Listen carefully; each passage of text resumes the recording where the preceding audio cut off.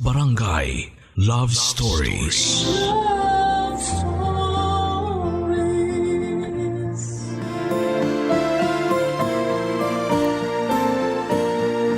Ang sabi nga nila sa 10 tama at isang pagkakamaling nagawa mo, maaalala ng lahat ang isang pagkakamali na yon. Hindi kailanman nakakalimot ang tao sa nagawa mong mali at may mga taong ipapaalala ito sa iyo ng paulit-ulit. Ikaw kapuso, naranasan mo na bang ipaalala sa iyo ang nagawa mong pagkakamali? Dear Papa Dudut, ako nga pala si Liz, 31 years old at nais ko lang sanang ibahagi. Ang nangyari sa buhay ko, 1 taon na ang nakalipas. Isa ako sa mga tinatawag na black sheep sa pamilya. Walang ibang nakita ang pamilya ko sa akin kundi ang mga pagkakamali ko. Mula pagkabata ay napansin na nila ang pagiging pilya at palaaway ko. Hindi ako kinukonsinte ng mga magulang ko, kaya lang sa pagdidisiplina nila noon sa akin ay mas lalo akong nagpumiglas. Nagrebelde ako lalo na nang umabot ako sa high school. Lagi akong napapag-guidance noon dahil sa hindi ko pagpasok sa klase at mga bagsak kong grado. Nanawa na noon ang magulang ko na magpabalik-balik sa school para lamang makarinig ng mali tungkol sa akin. Pinakiusapan na lamang nila ang kapitbahay namin na kung pwedeng siya na lamang ang umasikaso sa mga mali ko. Hindi ko noon alam, Papa Dudut, pero siguro ay baka paraan ko yon para ipakitang pagod na ako sa pangmamaliit sa akin ng mga magulang ko at ibang tao sa paligid ko. Hindi nga rin nakatulong na meron akong 2 nakababatang kapatid na matatalino at halos perfect sa paningin ng mga magulang namin. Sa kanila ibinuhos ng mga magulang ko ang atensyon at pagmamahal na kailangan ko. Ni minsan ay hindi nila nakitaan ng mali ang mga kapatid ko na kinakasama ng loob ko. Lumaki akong malaki ang naging inggit sa mga kapatid ko dahil hindi ko naramdaman ang pagmamahal at respeto ng mga magulang ko sa akin. Alam ko noon na may mga pagkakamali ako. Pero hindi nakatulong ang lagi nilang pagbabalik sa mga kasalanan ko. Ultimo yung mga nagawa ko noong paslit pa lamang ako. Walang araw na hindi nila pinaparamdam sa akin na walang kwentang tao at anak ako. Hindi ko naman sila masisisi dahil mas pinili ko na lang na sundin ang tingin nila sa akin noon.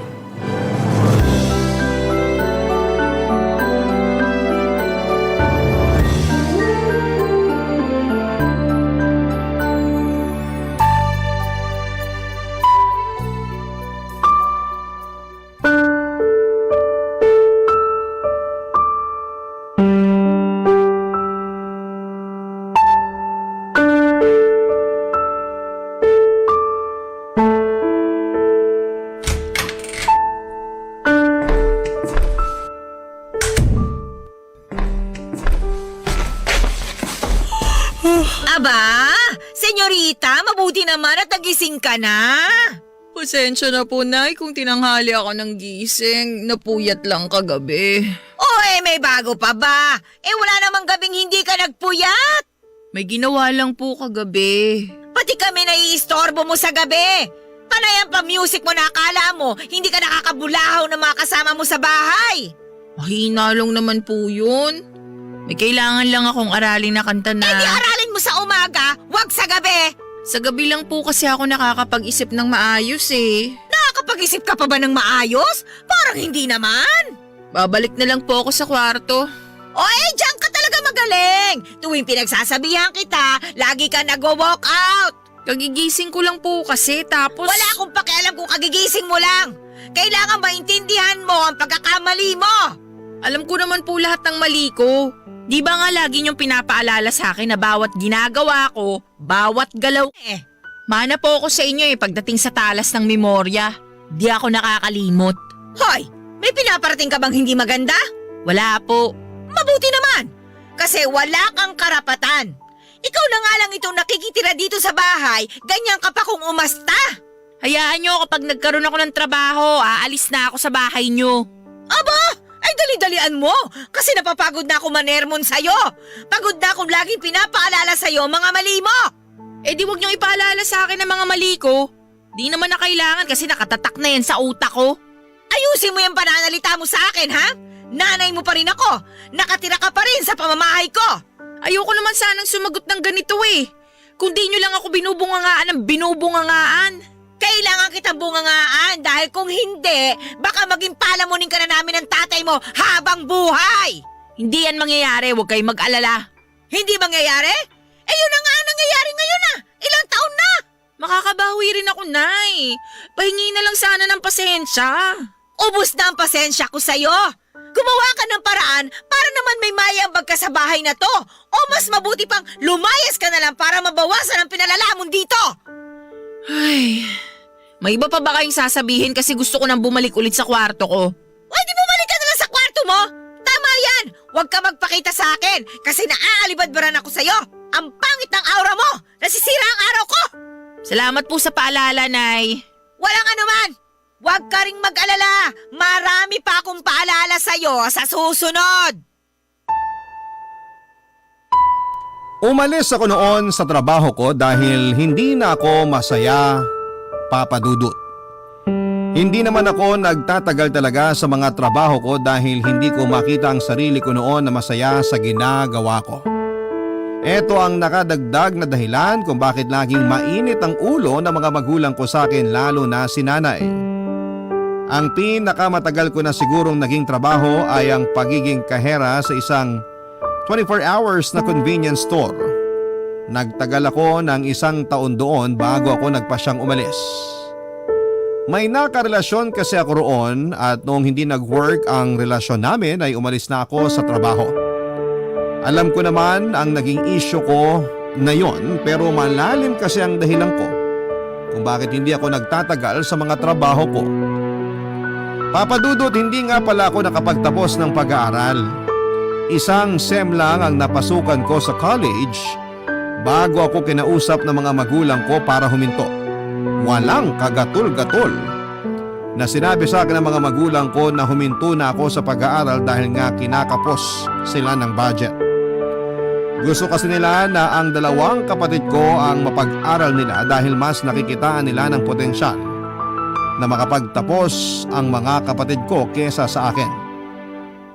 Nasaktan ako dahil gusto ko rin namang ipakita sa kanila na tulad ng mga kapatid ko ay kaya ko rin ang mga ginagawa nila. Pero hindi nila ako pinayagang mapatunayan yon.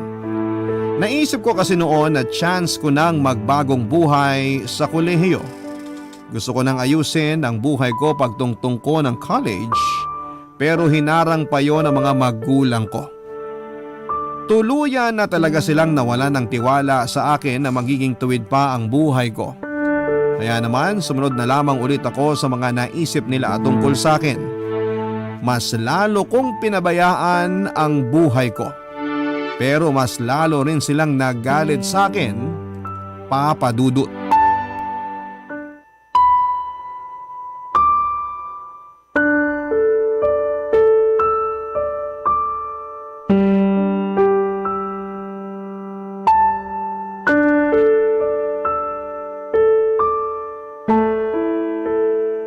Liz!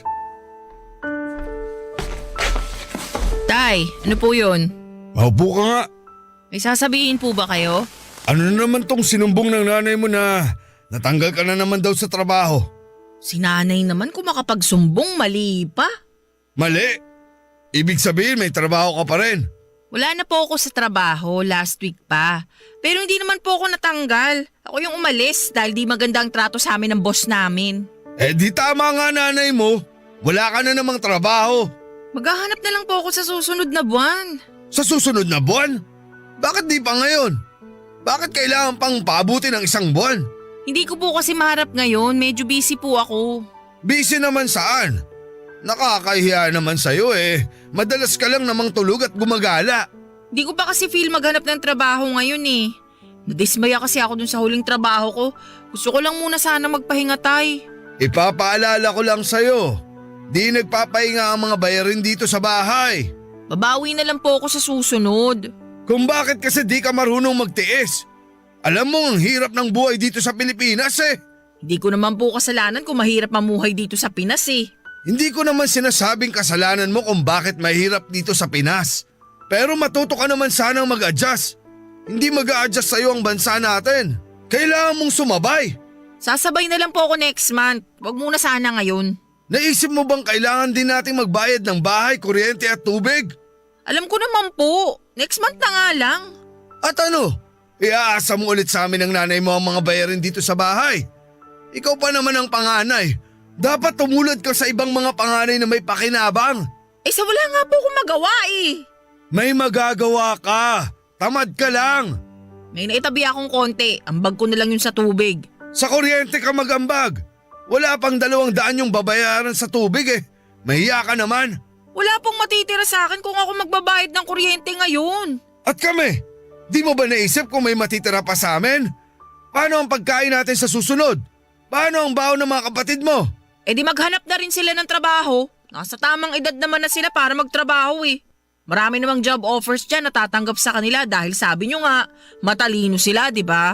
Gusto namin ng nanay mo na mag-focus sila sa pag-aaral nila para mabilis silang makatapos. Sila na lang ang inaasahan namin, guguluhin mo pa. O eh yun naman pala eh. Sa kanila na lang kayo umasa, wag na sa akin. Mapapagod lang kayo kasi wala kayong mapapala sa panganay nyo. Alam mo, sa totoo lang, pagod na talaga kami ng nanay mo. Pero wala kaming magagawa dahil ikaw lang ang inaasahan namin sa ngayon. Hindi pa nakakatapos sa mga kapatid mo. Ay, may iba pa ba kayong sasabihin kasi gusto ko na lang ulit bumalik sa kwarto ko? Yan na lang ba lagi ang sagot mo kapag gusto mong umiwas sa usapan? Sige, magkulong ka na lang ulit sa kwarto mo. Baka sakaling maglabas ng pera yung mga dingding ng kwarto mo. Saluhin mo ng maayos ha. Napailing na lamang ako, Papa Dudut, habang papunta sa kwarto ko. Hindi ko na nilingon si tatay na diretso pa rin noon sa pagbubunganga niya. Nilakasan pa nga niya lalo ang boses niya para mas lalo akong masaktan. Pagkarating ko sa kwarto ay agad kong sinarado ang pintuan. Nakatayo at nakadikit lamang ang likuran ko sa pintuan dahil pakiramdam ko ay babagsak ako. Ang pintuan kong yon ang naging suporta ko sa mga nanginginig kong tuhod. Ilang minuto akong nakadikit sa pintuan habang inaalalayan ang dibdib ko. Gusto ko mang pigilan ang pag-iyak ko pero dahil hindi na kaya ng dibdib ko ang bigat ay nagkusa na lamang ang mga luha ko sa pagbagsak. Para hindi ako marinig ay binuksan ko ang radyo at nilakasan ang volume nito. Doon pa lamang ako umiyak ng malaya, Papa Dudut. Nagpunta ako sa kama ko at saka padapa na umiyak. Hindi ko na noon kinaya pa ang mga masasakit na salita ng mga magulang ko, Papa Dudut. Alam ko namang marami akong naging pagkakamali sa kanila at alam ko rin namang mali ang mga nagawa ko na sinukuan ko na ang pagbabago. Pero kung araw-araw ba naman kasi ang pagdib ko, nakatulugan ko na rin yun at nagising na lamang ako sa pagkalampag ng tatay ko sa pintuan.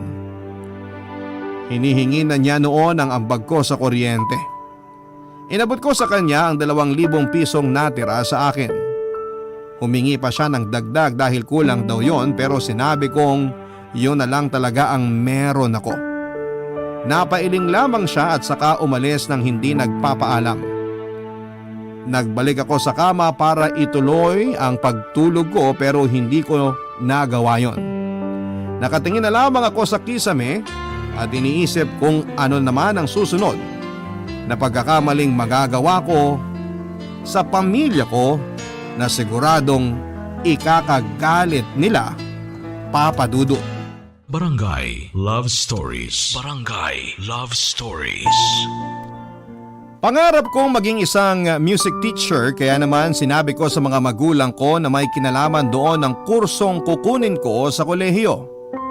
Pinagtawanan lamang nila ako at sinabing wala raw pera sa musika. Nasaktan ako dahil matagal ko ng pangarap yon, Papa Dudut. Magaling akong kumanta at magaling din sa mga instruments, lalo na sa gitara at sa piano.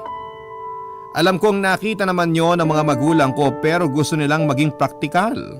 O baka naman talagang nawalan lamang sila ng tiwala sa akin. Sinabi nila na sila ang magpapaaral sa akin kaya kailangan sila ang masusunod sa kursong kukunin ko.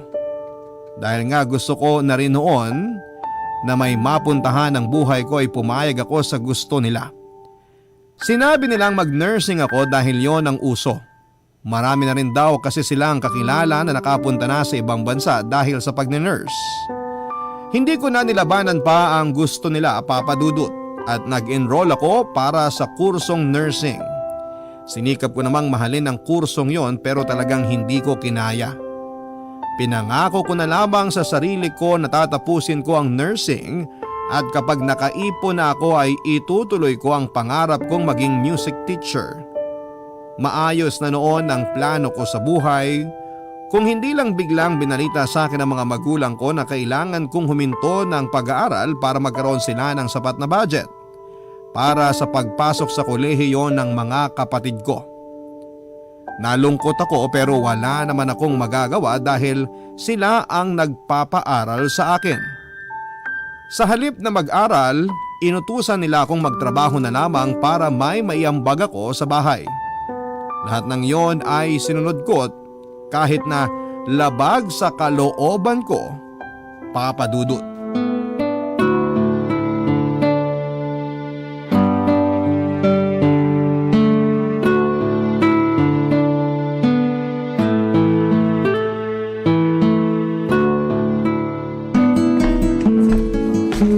Hoy, Liz! Bakit po, Nay? Ano po yun? Ay naku, konti na lang talaga ihahampas ko na yung gitara mo sa mukha mo eh. Sige, ubusin mo pa ang pasensya ko. Bakit na naman po? Anong bakit? Wala ka nang ibang ginawa kundi mag-gitara at kumanta. Akala mo ba ganun kakagaling? Di naman po ako masyadong magaling pero kaya ko naman. Marunong naman akong kumanta at magpatugtog. Wala akong pakialam. Kaya pwede ba? Itigil mo na yan dahil masakit na ang tenga ko. Mas gusto ko pa makinig na lang sa radyo kaysa marinig yung pag-iingay na ginagawa mo. Nagpa-practice lang naman po ako sana para makapag-audition ako. Audition saan? Sa TV? Sa bar po. May nakita po akong opening sa isang bar. Ano yan? Magpopokpok ka? Hindi po, Nay. Mag-audition po ako bilang acoustic singer. At sa bar mo pa napili? Sa inuman? Ganon? Baka naman gusto mo lang talagang gumimik. Gagawin mo pang rason niyang ako acoustic singer na yan.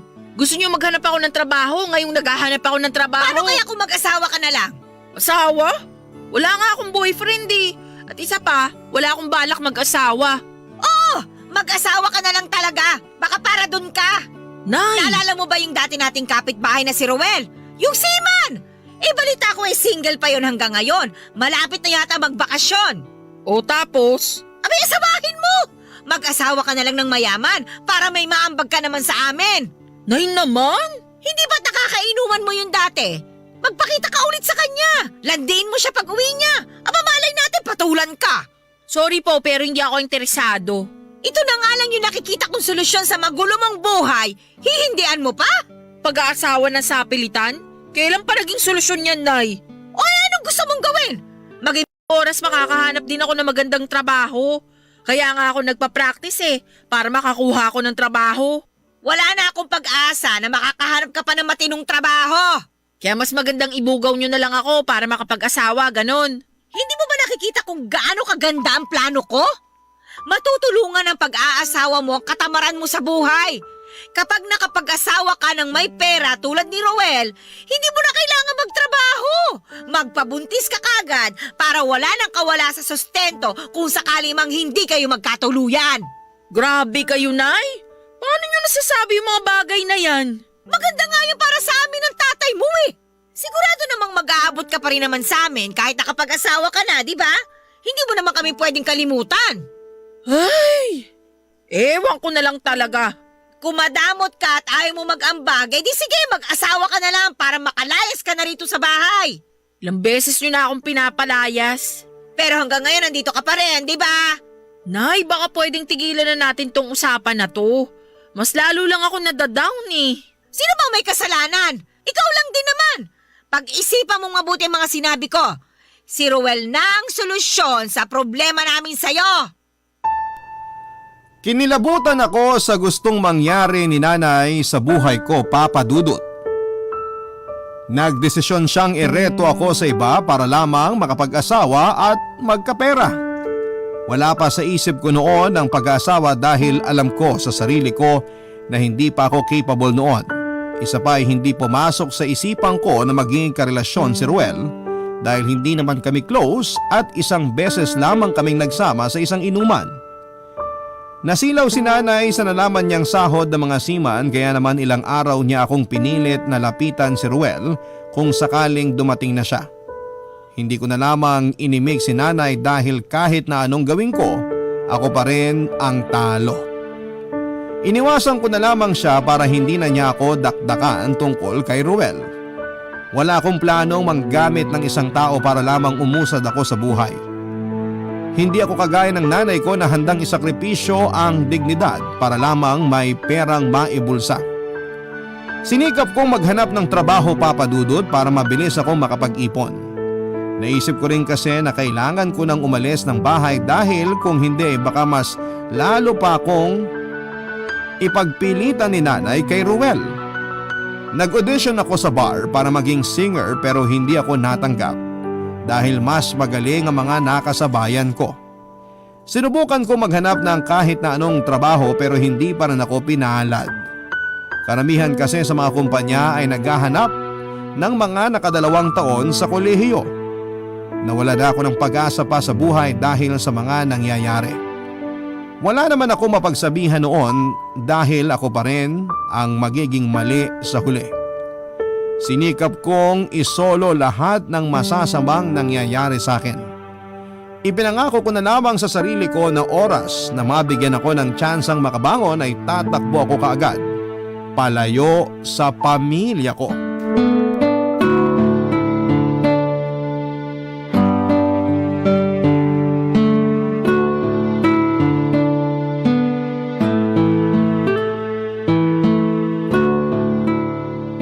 Liz, ano na? Ano nang plano mo sa buhay? Habang buhay ka na lang bang magiging palamunin dito sa bahay? Naghahanap na po ako ng trabaho. May balita na ba kung may tatanggap sa'yo? Naghihintay pa rin po ako sa ngayon. Tatawag na lang daw sila sa akin. Yan naman lagi sinasabi nila. Tatawag ko no, pero ang totoo, hindi ka nila talaga tatanggapin na makapasok. Be positive po. Baka masyado kasing maraming aplikante kaya natagalan silang tumawag. Maghintay na lang po tayo ng konti. Ay, sana nga may kumuha na sa'yo para di ka na kailangang ibugaw ng nanay mo sa iba. Nabalitaan niyo po yun? Hindi naman bagay sa'yo ang mag-asawa eh. Hindi pa siguro ngayon. Kailangan mo muna magtrabaho. Ayusin mong sarili mo. Salamat po tay, naiintindihan niyo. Kapag kasi nakapag-asawa ka na, baka lalong di ka na namin maasahan. Siyempre magkakaroon ka na ng sariling pamilya eh. Paano naman kami? Paano mo kami matutulungan? Yun lang pala ang rason kaya ayaw niyo ako mag-asawa eh. Akala ko pa naman kinampihan niyo na ako kasi concerned kayo. Mas concerned pa pala kayo sa perang ibibigay ko. Ewan ko ba dyan sa nanay mo kung bakit di niya maisip na mas lalo kaming mawawala ng pakinabang sa'yo kung mag-aasawa ka na. Tay, may tatapusin lang po ako sa kwarto. Teka nga, tumayo ka nga muna saglit. Bakit po? Gusto ko lang makita ang hubog ng katawan mo. Po? Bakit po? Para saan? Hoy, wala akong masamang binabalak sa'yo ha. Gusto ko lang makita kung papasa ka rin sa sinasabi ng kaibigan ko. Ano po yun? May sinabi kasi yung kaibigan ko na pwede siguro sa'yo yun. Ano nga po yun? Uso na raw ngayon yung nagbabayad para sa mga hubad na picture at video. Depende raw sa gusto ng kliyente. Ano? Karaniwan daw galing pa sa ibang bansa yung mga kliyente. Malaki raw ang bayad sa pagsasend ng mga picture na nakahubad. Gustong gusto raw nila ng mga payat at morena eh. Kaya bigla kitang naalala. Anong gusto nyong palabasin? Gusto nyo bang gano'n na maging trabaho ko? Bakit naman hindi? Praktikalan na tayo. Marami raw ang gumagawa nun eh. Bakit di mo subukan? Diba? Wala namang mawawala. Walang mawawala. Paano yung dignidad at respeto ko sa sarili ko? Trabaho lang naman yun. Pagkalipas ng 1 linggo mababawasan na yung pandidiri mo sa sarili mo. Isipin mo na lang yung perang makukuha mo. Wow! Sana ganun lang kadali yung gusto nyong mangyari. Masasanay ka rin naman. Di ka naman gagalawin Titingnan lang nila yung mga picture at video mong nakaubad. Para ka lang nagmo-model. Tay, hindi po. Ayoko po ng ganun. Huwag ka na mag-inarte. Kung sakaling may pagawa sa'yo bukod sa pagpaposing, sigurado naman akong mas malaking bayad yun. Makakapagpatayo na tayo ng bahay kapag nangyari yun. Makakatulong din yung perang makukuha. Paano to? Papasok na ako sa kwarto.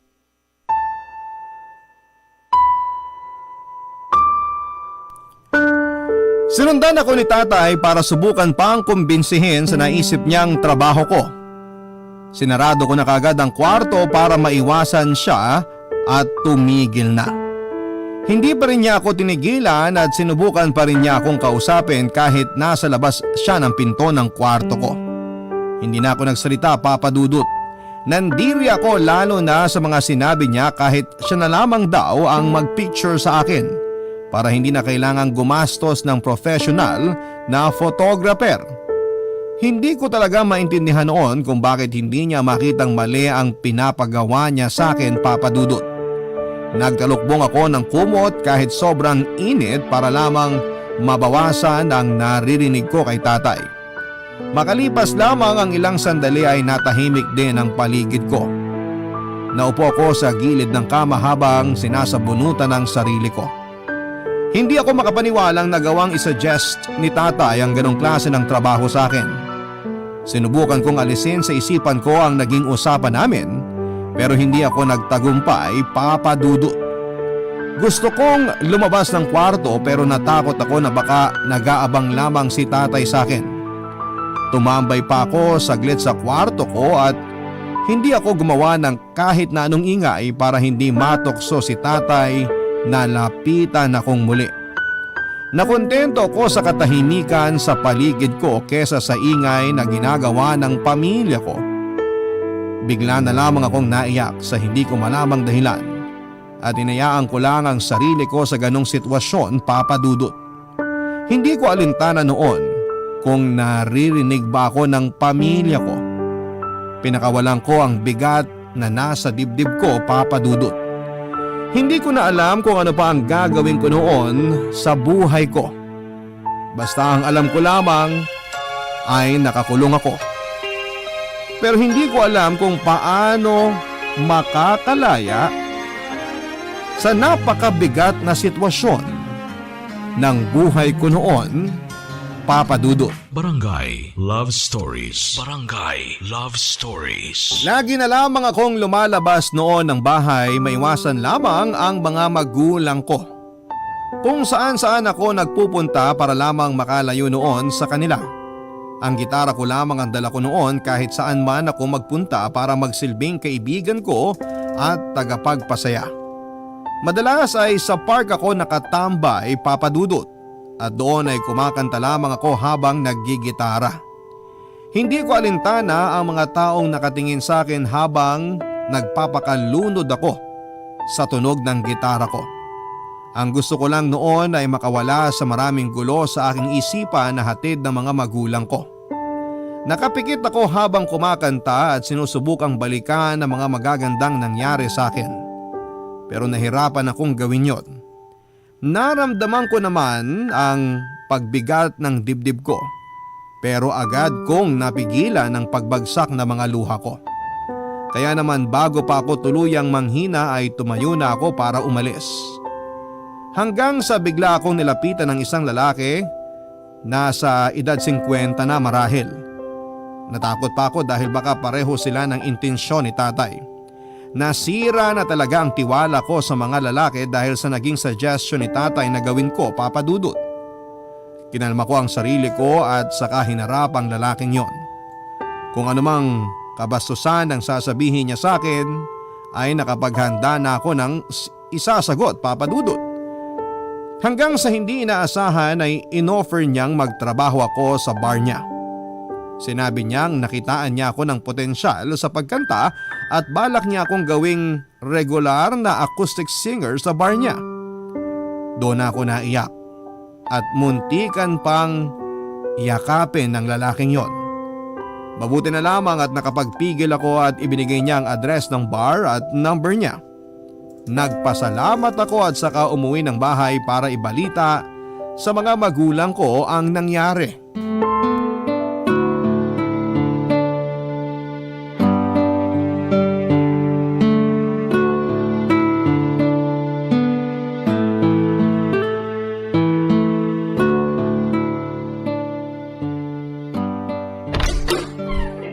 Nay! Tay! May babalita po ako sa inyo. O ano bang ibabalita mo? Sana naman maganda yan, ha? Opo, magandang balita po to. Kanina sa park habang nakatambay ako, may lumapit sa aking lalaki. Aasawahin ka ba? Oy, sige, pwede na. Kahit hindi ganun kayaman, ayos na sa amin. Basta makapag-asawa ka lang. Hindi po. Inalok po ako ng trabaho ng lalaking nakilala ko. Baka naman katulad yan nung alok sa'yo ng tatay mo. Pwede ka naman sa ganong klaseng trabaho. Ang mahalaga, makatulong ka sa gastusin dito sa bahay. Kinuha po niya ako mag-set sa bar niya. Kakanta po ako doon mula Wednesday hanggang Saturday. Nako, sana di mo yan tinanggap ha. Siguradong maliit lang kita dyan. Baka nga mas malaki pa ang kita ng mga hostess sa beer house. Kalimutan mo na lang yung pagkanta na yan. Ang pag-isipan mong mabuti, yung inaalok ko sa'yo. Hihilata ka lang naman eh. Walang pagod at hirap. Katawan lang ang puhunan. Tapos na po tayo sa usapang yan, Tay. Sinabi ko na sa inyo na hindi ako komportable dyan. Kaya hindi ko magagawa yung gusto nyo. Oy, ba't di mo subukan? Ayaw mo lang ngayon, pero kapag na-try mo na, baka magustuhan mo rin sa huli. Iniisip ko pa lang po nandidiri na ako sa sarili ko eh. Ayoko pong gawin yun sa sarili ko. Mawawala yung pandidiri mo kapag nagsimula ka ng humakot ng maraming pera. Oo nga! Walang sinabi ang kikitain mo sa pagkanta. Doon ka na lang sa praktikal. Pero masaya po ako sa pagkanta. Nakakalimutan ko kahit papano yung lungkot at problema ko. Ang tanong, kaya ba niyang solusyonan ang problema natin sa pera? Hindi naman, di ba? Sipag lang po ang kailangan. Hindi uso sa Pinas ang sipag lang. Maraming masisipag na hindi naman pinapalad. Yan ang realidad na lagi kong sinasabi sa'yo, pero napakatigas talaga ng ulo mo. Pag-isipan mo ulit ang alok ko. Liz, hindi ka na bumabata. Habang sariwa ka pa at walang gaanong kulubot o peklat sa katawan, mas magandang gamitin mo na yan para magkapera tayo. Tama ang tatay mo, para makatulong ka naman. Ilang beses ka na namin pinag-uusapan ng mga kumari ko tuwing nagsisimba kami. Naaawa na nga sila sa'yo dahil patapon na yung buhay mo eh. Hindi katulad ng mga anak nilang panganay na nakakatulong na sa mga gastusin sa bahay. Kailan ka ba magiging katulad nila, ha? Hindi ako magiging katulad nila at ayokong maging katulad nila. Hoy! Huwag mo sinisigawan ang nanay mo ha! Isa ka patay! Hindi ba kayo nandidiri sa inaalok nyo sa akin? Anak nyo ko pero ang turing nyo sa akin, pokpok! Suko na kasi kami sa'yo! Kahit pilitin namin, wala kaming makitang magandang ginagawa mo! Tama naman! Kasi puro mali kong nakikita nyo! Ni minsan mula pagkabata ko, never ako nakarinig ng papuri sa inyo! Parang lagi niyong inaabangang magkamali ako! At kapag nagkamali ako, ang saya ninyo! Gusto niyo laging patunayan sa mga sarili ninyo na tama kayo at mali ako! Dahil ganun ka naman talaga! Wala ka naman kasing kwenta! Mahal, kumalma ka lang. Yang puso mo, baka mapano. Hindi eh! Sobra na kasi itong panganay mo! Akala mo naman meron na talagang ipinagmamalaki. Wala pa naman! Tayo na nga nag-aalok ng kabutihan sa kanya eh. Pero masama pa rin ang tingin niya sa ginagawa natin. Hoy Liz! Makinig ka! Bahala ka na sa buhay mo simula ngayon ha! Suko na kami sa'yo! Matagal niyo na akong sinukuan! Alam niyo yan! Sa pagkakataong yun ay hindi na ako nagtago sa kwarto ko. Hindi na ako nagtiis magkulong sa kwarto tulad ng dati. Umalis ako kaagad ng bahay kahit na hindi ko pa alam noon kung saan ako pupunta. Naglakad-lakad lamang ako kung saan man ako dalhin ang isipan ko. Ilang waiting shed ang napuntahan ko para huminto at umiyak. Hindi ko pinansin na mga taong nakatingin sa akin. Kahit anong pag-iyak ko noon ay hindi ko maintindihan kung bakit hindi gumaan ang pakiramdam ko. Dati naman ay nagwo-work ang pag-iyak ko para mawala ang sakit, pero sa pagkakataong iyon ay parang mas lalong bumigat ang pakiramdam ko. Naisip ko na kaya siguro ganon ay dahil doon ko palang lubos na unawaan ang kalagayan ko. Malungkot akong tao dahil yon ang pinaparamdam sa akin ng pamilya ko. Sa ilang dekada kong buhay, ni minsan ay hindi ko naramdamang masaya ako sa piling nila at ganon din sila sa akin. Nagtungo ako sa isang simbahan at doon ay nagdasal. Hindi ko nakaugaliang magsimba dahil ni minsan ay hindi ako sinama ni nanay doon. Inaral ko kung paano magdasal dahil pakiramdam ko ay mali na naman ang magagawa ko. Hanggang sa napapikit ako at natural na lamang na lumabas sa isipan ko ang mga nais kong ibulong kay Lord.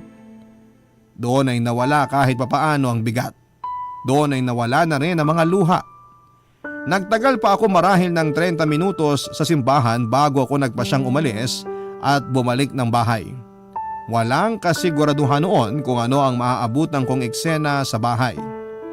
Pero naisip kong kailangan ko na silang harapin dahil pagod na akong magtago lagi. Papa Dudut.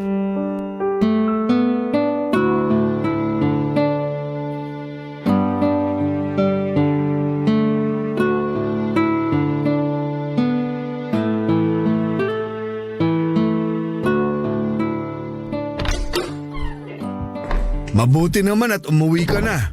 Magpapahinga na po ako. Bago ka magpahinga, pwede bang mag-usap muna tayo? Tungkol saan po bang pag-uusapan? Tungkol sa mga plano mo sa buhay. Baka po pwedeng pagpabukas na lang natin yan, inaantok na po ako eh. Kailangan na nating maayos tong gulong nangyayari sa atin. Hindi na maganda na nasa iisang bahay tayo tapos away tayo ng away. Wala naman po akong balak makipag-away. Gusto ko nga rin po sana magkaayos tayong lahat eh. Nakakapagod na pong ipaliwanag ang sarili ko. Pagod na po akong magtago kapag hindi niyo ako maintindihan. Alam mo Liz, naiintindihan kita. Pasensya ka na ha, kung lagi ka naming napagbubuntunan ng galit. Sorry din po kung madalas akong nadadala ng emosyon. Hindi ko na rin kasi alam ang ginagawa ko eh. Napapagod na rin ako sa buhay na ganito. Nahihiya na ako sa nangyayari sa akin. Ito na ang pagkakataon natin para maayos na ang lahat. Maganda rin na wala ang nanay mo ngayon para mailabas mo ang mga hinanakit mo sa buhay. Alam ko namang matindi ang alitan nyo mula nung bata ka pa lang eh. Lagi po kasing palpak ang tingin niyo sa akin ni nanay eh. Lalo na si nanay. Alam ko naman po na nagkamali ako dati pero sana wag niyo na lang ipaalala yun lagi sa akin. Mas lalo kasi ako nadadown at nawawalan ng pag-asa eh. Hayaan mo na yun. Natural lang na dumadaan sa pagre-rebelde ang mga kabataan. Kahit kami ng nanay mo aminado naman sa pagkukulang namin sa'yo. Kaya lang di namin magawang aminin. Kasi mahirap yun sa mga magulang. Alam ko po. Balang araw kapag nagkaroon ka na ng sarili mong pamilya, maiintindihan mo kami. Kahit wala pa po, naiintindihan ko na kayo ngayon. Thank you, Tay ah. Sorry po ulit. At sana maintindihan mo rin ang sasabihin ko ngayon. Tay, kung tungkol po ito sa inaalok niyo sa akin… Huwag kang mag-alala. Walang kinalaman doon ang sasabihin ko. Wala talaga akong kwentang tatay pag nagkataon kung yun ang trabahong papakuha ko sa'yo. Nga pala, may napag-usapan kami ng nanay mo kanina nung umalis ka. Ano po yun? Napagkasunduan namin na mabuti pa siguro umalis ka na rito sa bahay. Akala ko po ba ayusin natin ang problema natin? Nakapag-usap naman po tayo. Kasi ilang taon na rin. Kaya ang nakikita na lang naming solusyon, umalis ka na lang. Pero Tay… Kesa nai-stress kami ng nanay mo sa nangyayari sa buhay mo. Pagod na rin kaming paulit-ulit lang humingi ng ambag sa'yo, pero wala ka namang maibigay. Huwag kang mag-alala, naiintindihan naman kita kung di mo pa kayang magbigay ng pera. Kaya lang, praktikal kami ng nanay mo eh. Kailangan namin ng katulong sa gastusin. May konting tiwala kami nung una na makakatulong ka. Pero habang tumatagal, naubos na ang tiwala namin sa'yo. Bigyan niyo lang ako ng 1 buwan para makapag-ipon. Wag na. Mas maganda bukas na bukas umalis ka na. Pakiusapan mo na lang yung bar na sinasabi mo kung pwedeng stay in ka na lang dun muna. Nakausap ko na kasi yung pinsan mong si Tonton. Ano pong kinalaman ni Tonton dito? Pupunta siya rito bukas dahil nakakuha na siya ng trabaho rito sa Maynila. Ipapaupa namin sa kanya yung kwarto mo. Para naman may pagkakitaan din kami ng nanay mo. Sa totoo lang last week pa siya nakikiusap. Kanina lang kami nakapagdesisyon ng nanay mo. Baka po pwedeng kahit sa sala na lang ako pansamantala habang di pa ako nakakahanap ng matutuluyan. Kasi anak, mas magandang ngayon pa lang mapuwersa ka ng magsarili. Kung dito ka pa rin sa bahay, aasa ka pa rin sa amin. Ayaw na sana naming maging responsibilidad pa namin ang pagkain at tutuluyan mo. Sana nagkakaintindihan na tayo ha? Tay, wala talaga ako mapupuntahan. Maawa naman kayo. Naaawa naman ako sa'yo. Kami ng nanay mo. Kaya lang anak, kailangan na rin namin ng pera Maawa ka rin sa amin ng nanay mo. Di po ba may nakuha na akong trabaho? Makakapag-ambag na ako ngayon. Pero kumpara sa upa ni Tonton, mas malaki yun sigurado kaysa sa iaabot mo. Pasensya ka na anak ha. Pwede kitang tulungang mag-impake ngayon. Nakabili na ako ng mga karton kanina. Halika, tulungan na kita habang gumagapang pa yung kape sa ugat ko. Halika na, dali. Hinila na ako ni tatay para mag-impake na. Dinala na rin niya sa kwarto ang mga karton na nabili niya para mailigay ang mga gamit ko. Sinabi naman niya na kung hindi ko pa kayang bitbitin yon ay pwedeng itabi muna tapos ay balikan ko sa susunod. Nangihina na lamang akong sumunod noon sa gusto ni Tatay Papa Dudut. Nanginginig ang mga kamay kong naglagay ng mga damit sa bag ko. Kumanta pa noon si Tatay habang tinutulungan ako sa mga gamit ko at nung natapos kami sa pag-aayos ay saka siya nagpaalam para matulog na. Binilin din niya akong gumising ng alas 8 ng umaga para sunduin si Tonton sa terminal para hindi maligaw papunta sa bahay. Sinabi rin ni tatay na after noon ay pwede na akong umalis ng bahay. Naiyak na lamang ako pagkatapos umalis ang ex ko para pakiusapan kung pwedeng magstay muna ako sa kanila kahit na ilang araw lamang habang naghahanap ako ng matutuluyan. Mabuti na lang at pumayag siya dahil sinabi niyang mahal pa niya ako. Naawa ko sa kanya dahil ginamit ko ang nararamdaman niyang pagmamahal sa akin para may matuluyan ako. Kaya lang wala na kasi akong choice noon kundi ang pakisamahan ang ex ko. Nakipagbalikan siya sa akin at dahil lito ako ay pumayag naman ako. Magulo na talaga ang buhay ko, Papa Dudut.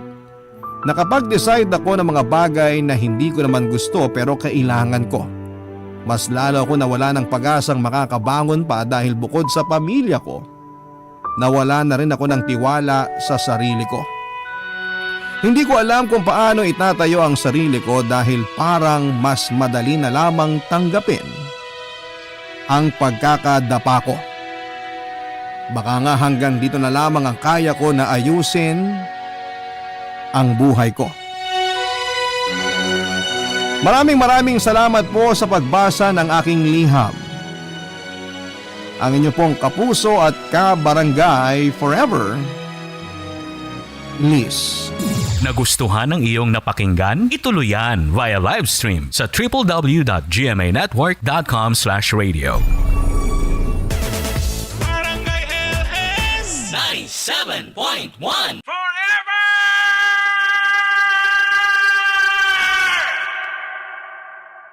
ang mga kwento ng pag-ibig, kwento ng buhay, at kwento ng pag-asa dito sa Barangay Love Stories. Love Stories.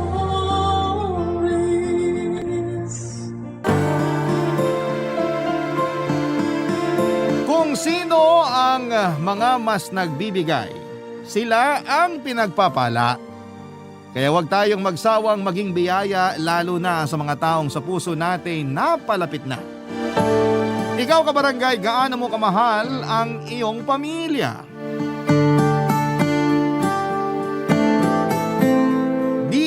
Papa Dudut. Isang magandang araw po sa inyong lahat. Tawagin niyo na lamang po ako sa pangalang Errol. 32 years old at kasalukuyang naninirahan at nagtatrabaho dito sa London, United Kingdom. Kasama ko po rito ang mag-ina ko at dito ko na rin nakilala ang asawa ko. Taga rito po siya, Papa Dudut, pero mahal na mahal po niya ang kulturang Pilipino. Malapit din siya sa pamilya ko sa Pilipinas at palagi kaming umuwi tuwing Pasko hanggang Bagong Taon. Pero hindi po love story namin ng wife ko ang gusto kong i-share sa inyo kundi ang kwento ng pamilya namin. Papa Dudut, tubong masbate po ang angka namin pero napadpad kami sa Rizal. Hindi kami mayaman pero hindi rin naman po naghihikahos. Dati pong machine operator ang tatay ko sa Pasig bago sila nakapagpundar ng telahan at tindahan ng mga damit sa bayan ng Taytay. Yun na po ang magkasama nilang pinagkakabalahan ng nanay ko hanggang sa kasalukuyan. Dalawa lamang po kaming anak nila, bunso ako at may nakakatandang kapatid ako na si Ate Aida. 5 years ang tanda niya sa akin. Close po kami ng ate ko, Papa Dudut. Role model ko siya dahil mabait siyang anak at lagi niyang napapasaya ang mga magulang namin. Pero noong 18 years old na siya ay nabuntis siya ng boyfriend niya at nalaman yun ng parents namin. Nagkasamaan sila ng loob pero sa huli ay pinatawad at tinanggap pa rin nila si ate. Kaya lang ay hindi po tumagal yung pagsasama ni na ate at ng boyfriend niya. Pagkatapos ng 5 taon ay nalaman ni na mama at papa na sinasaktan siya nito physically at ng bababae pa. Pinaghiwalay sila ng mga magulang namin at simula noon ay sa bahay na namin tumira sina ate at ang pamangkin ko. Para sa akin ay walang kaso yon dahil mahal na mahal ko po silang pareho, Papa Dudut.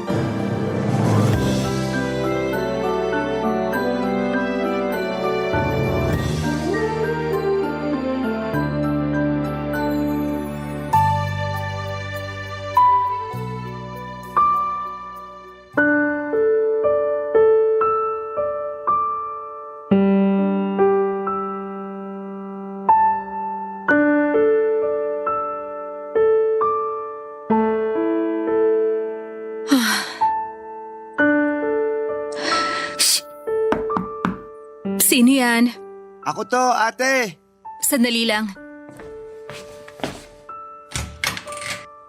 Ate, umiiyak ka ba? Ha? Wala to. Napuwing lang ako. Napuwing ka dyan. Ate, di mo ako maluloko. Halata namang umiiyak ka oh. Kahit kailan talaga wala akong maitatago sa'yo. Kilala kita. Magkapatid tayo. Anong problema? Wala naman. Oh, teka. May kailangan ka ba? Sabi kasi ni na mama at papa, hindi ka pa raw nagdi-dinner. Kararating ko lang galing school. May ginawa kasi kaming project. Yayayain sana kitang kumain. Ganon? Oo, kaya tara na. Wala akong gana eh. Mamaya na lang siguro. Sabi ko na eh, may problema ka talaga. Yun yung dahilan kaya ka umiiyak no. Oo. Pwede naman natin pag-usapan. Ikwento mo sa akin para gumaan yung nararamdaman mo, ate. Pero baka nagugutom ka na. Makakapaghintay naman yung sikmura ko. O sige, pasok ka muna. Sige. Upo ka na lang dyan sa kama. Iusog mo na lang yung mga damit na natupi ko na. Mga nilabhan ko yan kanina. Sige, ate.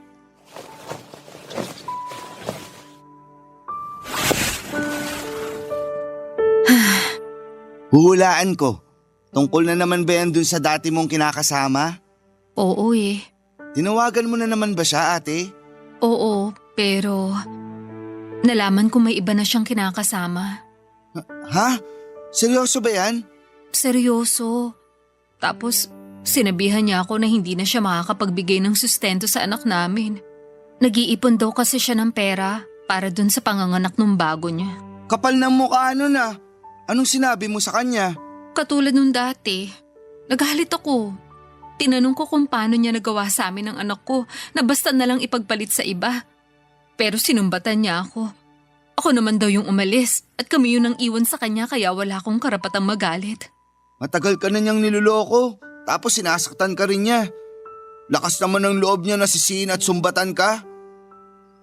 Ay, ate naman. Bakit hanggang ngayon gusto mo pa rin makipagbalikan sa lalaking yun? Hindi ko rin alam ang sarili ko. Alam ko naman na hindi ko deserve na saktan at abusuhin pero parang hindi ko naman kaya mawala siya sa akin. Kaya lang, mukhang wala na talaga. Hindi na maaayos yung pamilya namin kasi may iba na siya. Sorry ate, pero para sa akin, matagal nang sira yung pamilya niyo at kasalanan niya yun. May kasalanan din naman ako. Siguro kasi hindi ako naging sapat sa kanya. Ang sabihin mo, masyado siyang mapaghanap. Kung pwede ko lang talagang pangahan ngayon yung lalaking yun, gagawin ko. May ganti man lang kita sa kanya. O kaya kahit isang malakas na sapak lang ate. Talagang ayaw mong naagrabyado ang ate mo Ayoko talaga. Kaya nga ang saya ko nung naghiwalay na kayo eh. Kaso, nakakalungkot din naman ngayon kasi mukhang di ka pa rin okay. Ang hirap naman kasi maging okay. Hanggang ngayon kasi, mahal ko pa rin siya. Pero kailangan kong kayanin para sa anak ko. Hindi ka naman namin minamadali na maging okay agad ate. Basta kahit na anong mangyari, nandito lang kami ni na mama at papa. Lalo na ako. Pwede mo akong kwentuhan. Makikinig ako kahit na paulit-ulit pa yan. Kapatid mo ko. Paramay mo ko lalo na sa mga ganitong sitwasyon. Salamat, Errol. Sa totoo lang, gumaan ng konti yung loob ko nung naikwento ko na sa'yo. Walang anuman. Basta kung anumang bumabagabag sa'yo, sabihin mo lang sa akin. Saka malalampasan mo rin yan ate. Nagawa mo at kinaya siyang iwan para sa kapakanan niyong mag-ina. Alam ko wala ako sa sitwasyon mo pero kahit papano, naiintindihan ko kung bakit hanggang ngayon hindi ka pa rin makabitaw. Hayaan mo na muna. Iiyak mo lang. Magiging maayos din ang lahat. Aminado ang ate ko na nabulag siya sa pag-ibig at pinagpalit niya yung pagkakataon na makapagtapos ng pag-aaral noong pumayag siyang may mangyari sa kanila ng dati niyang kinakasama. Mula nang bumalik siya sa bahay namin ay walang araw na hindi ko nakita sa mga mata ng kapatid ko yung hiya at pagsisisi dahil sa sitwasyon nila noon ng pamangkin ko. May pagkakataon din na narinig ko siyang umiiyak at nagmamakaawa sa lalaking yon habang kausap niya sa cellphone. Habang pinag-uusapan nila ang tungkol sa pagbabalikan nila. Gusto ni ate na sila ang piliin sa halip na yung bago nitong kinakasama. Dahil doon ay alam kong hindi pa rin nakakapag-move on si ate kahit na naranasan niyang abusuhin at saktan ng taong mahal niya. Nalulungkot din ako para sa pamangkin ko dahil hindi man lang nito mararanasan na magkaroon ng buong pamilya. Pero naniniwala po ako na masyado nang makaluma ang konseptong ito. Para kasi sa akin ay walang silbi ang pagiging buo ng isang pamilya kung meron namang nang aabuso. Hindi dapat ginagawang normal ang pagtitiis sa pang-aabuso sa loob mismo ng tahanan para lamang masabi na kompleto at buo ang isang pamilya. Kaya sang-ayon po ako noong binawin ni na mama at papa si ate sa abusado niyang kinakasama. Galit na galit po ako sa lalaking yon, Papa Dudut. Hinding-hindi ko po siya mapapatawad sa ginawa niya sa kapatid ko at sa anak nila. Napapatanong nga ako sa sarili ko kung bakit may ganong klase ng mga tao. Yun bang nasa kanila na ang pamilya na pinapangarap ng iba pero nagagawa pa rin nilang ipagpalit. Alam ng parents ko na close kami ni Ate Aida, Papa Dudut, lalo na ni Mama. Kaya nga hindi na bago sa amin na minsan ay napag-uusapan namin yung sitwasyon ng kapatid ko, Papa Dudut.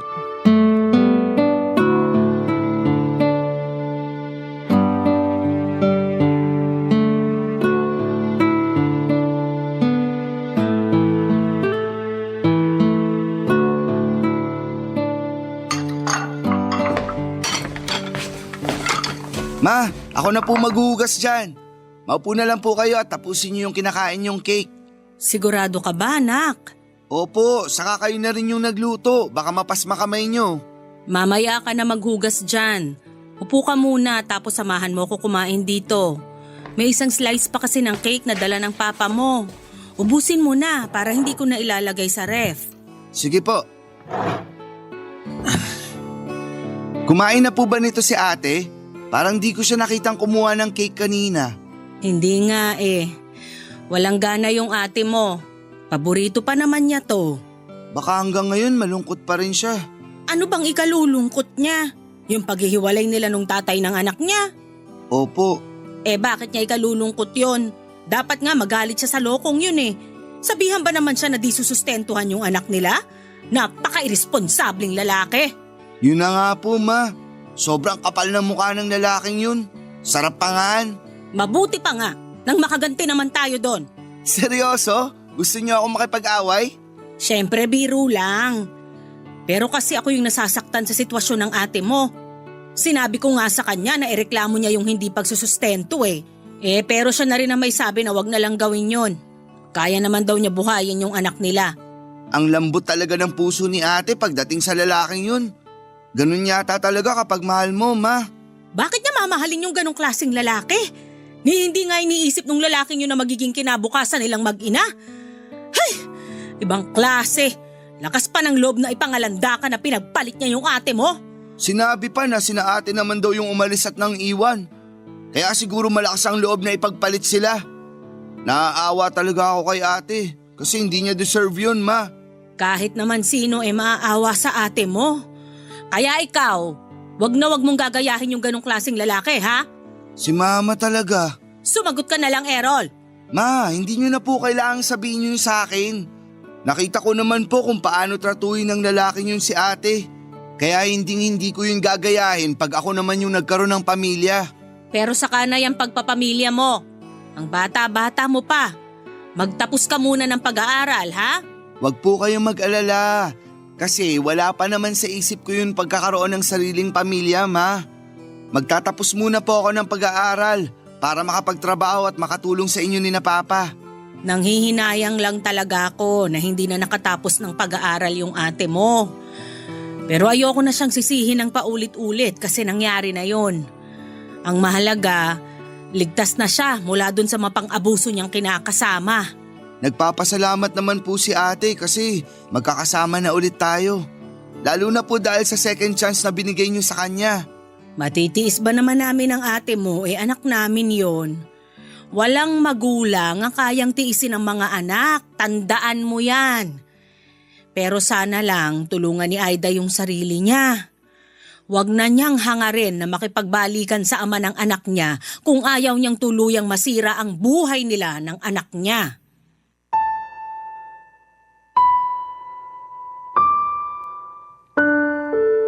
Papa Dudut, naiintindihan ko po si Mama dahil magulang siya. Nag-worry lamang siya sa anak niya kaya binawi niya si ate.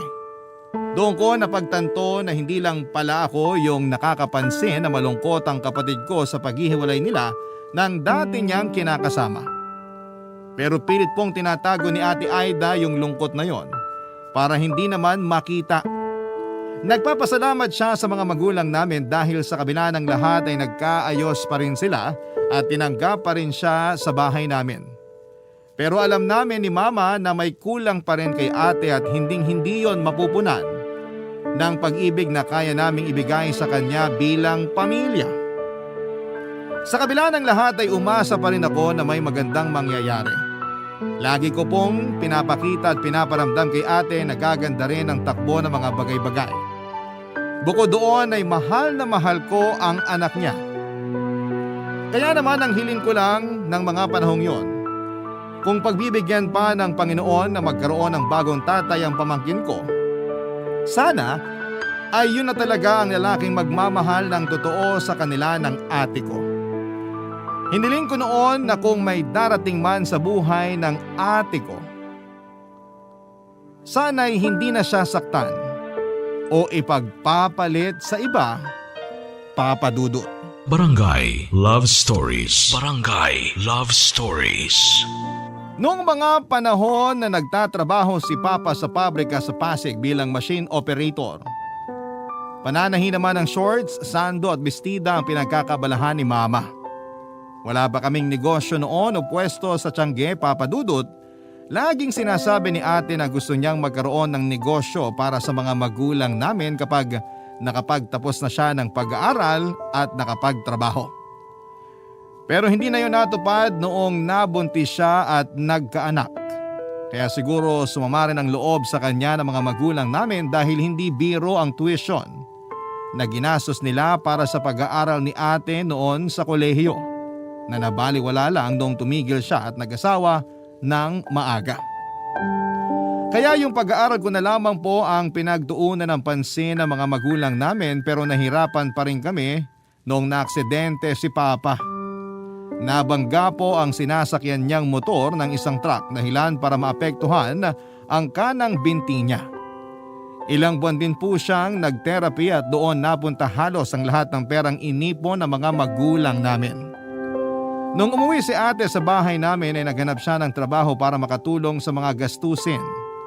Si Mama nag-alaga sa anak niya at tumutulong din po ako kapag wala akong pasok sa eskwelahan. Nagtatrabaho po bilang store clerk at cashier sa isang shawarma store sa mall ang ate ko. May mga pagkakataon na yung sweldo na niya ang bumuhay sa amin ng ilang buwan. Siya rin ang nagbibigay sa akin ng baon sa school at paggastos para sa mga projects ko. Mabuti na lamang at scholar ako sa isang university sa Maynila. Wala naman pong reklamo si ate kahit na hindi gaanong kalaki ang kinikita niya. Lagi niyang sinasabi na gagawin niya ang lahat para makabawi sa amin na pamilya niya, Papa Dudut.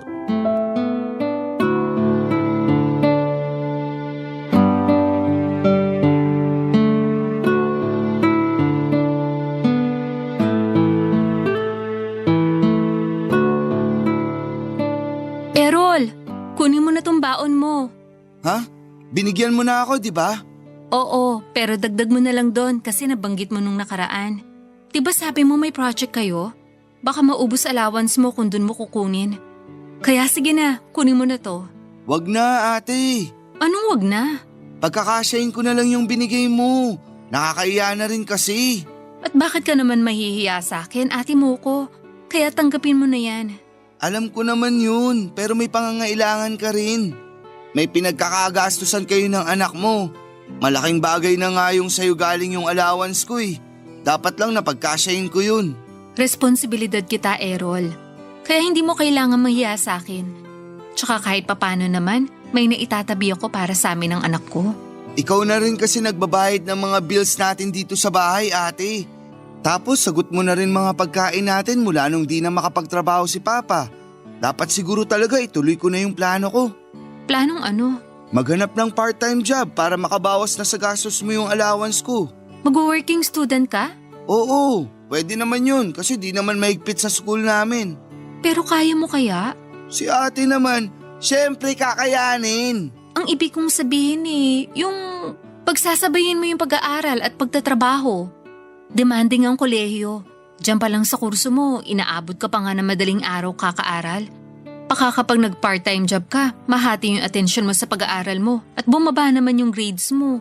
Hindi ko pa rin naman pababayaan yung pag-aaral ko. Alam ko, pero minsan madali lang yung sabihin. Pero kapag nagtatrabaho ka na, may punto na mapapabayaan mo pa rin yun. Tingnan mo ko, hindi na nakagraduate kasi pinili ko mag-asawa. Akala ko kapag nanganak ako, makakabalik ako sa pag-aaral. Makakapagtapos ako tulad ng pangarap sa akin ni na Mama at Papa. Pero hindi ko na nagawa kasi sobrang nakakapagod maging nanay. Hanggang sa nawala na lang din ako ng gana. Wala namang imposible, ate. Hindi pa lang siguro ngayon yung tamang panahon para bumalik ka sa pag-aaral. Pero darating ka rin dun. Pero sa ngayon, hayaan mo na rin ako na tulungan kang mapagaan yung sitwasyon natin kahit papaano. Alam ko rin na gusto mo lang tumulong na mapagaan yung pamumuhay natin. Na-appreciate ko yon, pero maniwala ka. Ang laki na nang naitutulong mo sa akin kasi nandyan ka. Nakikinig ka sa mga kwento at kadramahan ko sa buhay. Si Mama, siya yung nag-aalaga sa anak ko kapag nasa trabaho ako. Ikaw rin, inaalagaan mo yung pamangkin mo. Kaya mahal na mahal ka nung batang yun eh. Wala ngang bukang bibig kundi ikaw. Pamilya tayo ate. At ang pamilya nagtutulungan. Nagdadamayan. Kaya nga hayaan mo na lang muna ako na makatulong sa pamilya natin. Diyan ka na lang muna mag-focus sa pag-aaral mo. Pag nakatapos ka na, magtatrabaho ka rin naman. Huwag mo madaliin yung bagay na yun. Tsaka kayang-kaya ko pa naman eh. Kaya bilib talaga ako sa'yo ate. Sus, bolero. Alam mo, sa lahat ng mga maling desisyon ko sa buhay, yung anak ko lang yung tama. Hinding-hindi ko pagsisisihan na dumating siya sa buhay ko at naging nanay niya ako. Kaya nga, araw-araw ako nagsusumikap sa trabaho para mabigyan siya ng magandang kinabukasan. Siya yung lakas ko, Errol. Pag nagkaanak ka na, mas maiintindihan mo yung pinanggagalingan ko. Naiintindihan ko naman kahit paano ate. Kaya nga proud na proud kami sa'yo. Tapos ngayon, halos ikaw lang yung inaasahan namin. Lalo na sa mga gastusin natin sa bahay. Pangako, babawi ako. Kapag nakagraduate ako at nakapaghanap ng trabaho, ako naman yung tutulong sa'yo at sa pamilya natin.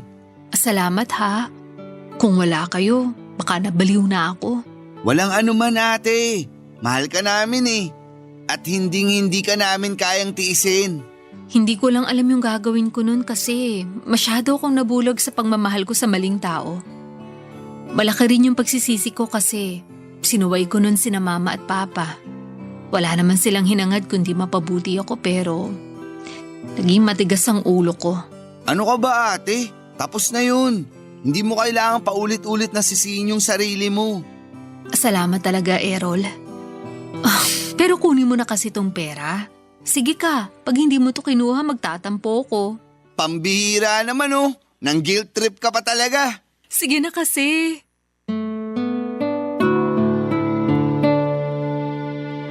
Papadudot, ganon ko kamahal si Ate Aida at hanga ako sa ipinakita niyang pagmamahal para sa anak niya. Hindi ko po kasi may imagine yung hirap na pinagdadaanan niya lalo na at mag-isa lamang niyang tinataguyod ang pamangkin ko. Kaya naman gano'n na lamang kataas ang respeto ko sa kanya. Proud ako sa kanya at sa lahat ng mga solo parent. Wala po akong ibang hiling noon kundi ang ingatan at gabayan siya ng Panginoon. Hindi lang kasi anak niya ang inaalagaan niya kundi kami rin ni na mama at papa. Kaya naman nangako ako noon sa sarili ko na magsisikap akong makapagtapos ng pag-aaral para magbunga yung pagsasakripisyo ng kapatid ko. Hindi nga nagtagal ay nakagraduate po ako bilang cum laude sa kursong secondary education. Nakapasa rin ako at nakakuha ng lisensya sa pagtuturo. Hanggang sa nakapagtrabaho ako sa isang pampublikong paaralan. Masaya po ako kasi natutulungan ko na po noon ang pamilya namin lalo na sa mga gastusin sa bahay. Hindi na rin po kasi nakabalik sa trabaho si Papa dahil sa kondisyon ng binti niya. Gumaling naman po siya pero hindi na niya kayang tumayo ng matagal tulad ng lagi niyang ginagawa noong nasa pabrika pa siya. Naging malaking dagok ang nangyaring yon para sa tatay namin pero hindi po namin pinaramdam sa kanya na pabigat siya sa amin. Kaya naman noong makaipon ako ng kaunting pampuhunan ay bumili ako ng isa pang makinang pantahi at mga tela para kay Papa. Tinuruan po siya ni Mama na manahi para mas madagdagan yung mga damit na shorts na binebenta nila. Nakakatuwa dahil kinahiligan naman yon ni tatay at naging bonding na rin nila yon ni Mama habang kumikita. Pero Papa Dudut, isa na namang pagsubok ang dumating sa pamilya namin na masasabi kong nagpabago ng pananaw ko sa buhay.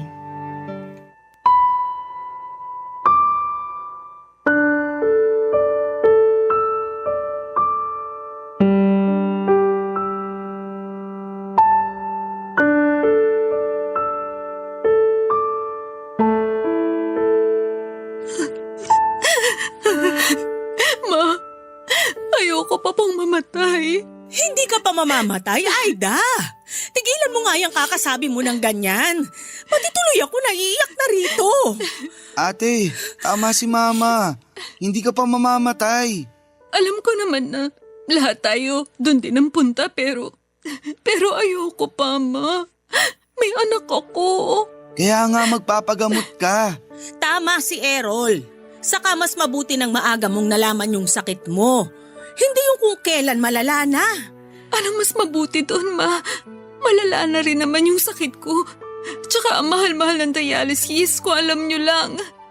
Magkakanda kuba-kuba ako sa pagtatrabaho. Tapos, doon lang din pala mapupunta. Parang ang hirap naman tanggapin noon. Tutulungan ka namin, ate. Di ba, Ma? Tutulungan natin si ate. Oo naman. Kahit naman papano may naipon kami dun sa maliit naming negosyo ng papa nyo. Pero Ma, nakakahiya. Anong nakakahiya doon? Anak ka namin. Saka sabi mo ayaw mo pang mamatay, di ba? Oo naman po, kasi maliit pa yung mga anak ko. Kawawa siya kapag nawalan siya ng nanay. Kaya nga magpapagamot ka. Tutulungan ka namin ni Errol. Hindi ka na dapat mahiya kasi pamilya mo kami. Hay, ewan ko ba naman sa'yo't bigla mong naisip yung hiya-hiya na yan? Kung bakit kasi sa dinami-dami ng tao, ako pa talaga yung tinamaan ng sakit na to. Marami namang mga masasama dyan. Yung mga kriminal, sana sila na lang. Wala naman silang binubuhay na anak eh. Hindi rin kami makapaniwala na magkakasakit ka ng ganyan, ate. Akala kasi namin gagaling ka rin pag nakapagpahinga ka pero iba na pala. Nakakabigla talaga. Pero naniniwala ako na pagsubok lang to sa'yo ng Panginoon para maging mas matatag ka, anak. Kaya wag na wag kang susuko. Wag na wag kang magpapatalo sa sakit mo. Susubukan ko, Ma. Pero nahihirapan pa rin po kung tanggapin ito. Kasama mo naman kami, ate. Hindi ka mag-isang lalaban dyan sa sakit mo kasi nandito kami ni na mama at papa. Pati yung anak mo, hindi ka namin iiwan. Thank you, Errol. Hindi ko alam yung gagawin ko kung sakaling wala kayo. Hindi ka namin pababayaan. Kaya wag ka na mag-isip ng kung ano-ano. Sundin mo lang yung sinabi sa'yo ng doktor. Iwasan mo yung mga pagkain at inumin na bawal sa'yo. At magpagamot ka para bumuti yung pakiramdam mo. Para naman kayong doktor magsalita, Ma. Siyempre, nag-aalala ako sa'yo. At gusto kong alagaan ka kasi anak kita. Kaya huwag ka na masyadong mag-alala kasi nandito kami para sa'yo, ate. Basta ipangako mo sa amin na lalaban ka para sa anak mo. Siyempre marami pa kayong pagsasamahan. Nung nakaraan nga nabanggit niya sa akin kung gaano kanya kamahal. Talaga? Oo, nagkwentuhan kasi kami. Tinanong ko siya kung ano yung pangarap niya.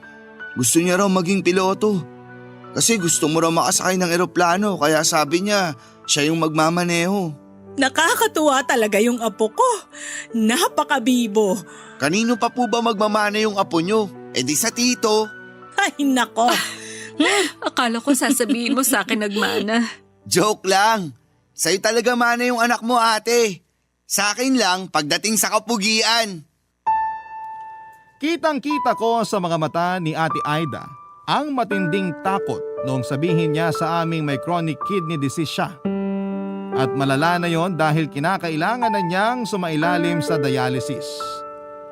Pero higit pa roon yung takot niya dahil meron po siyang anak na maiiwan sakaling hindi bumuti ang kalagayan niya, Papa Dudut. Napakabata pa po ng pamangkin ko para maulila sa ina. Kaya naman ramdam namin ang matinding sakit at pangamba sa mga salita ni Ate Aida.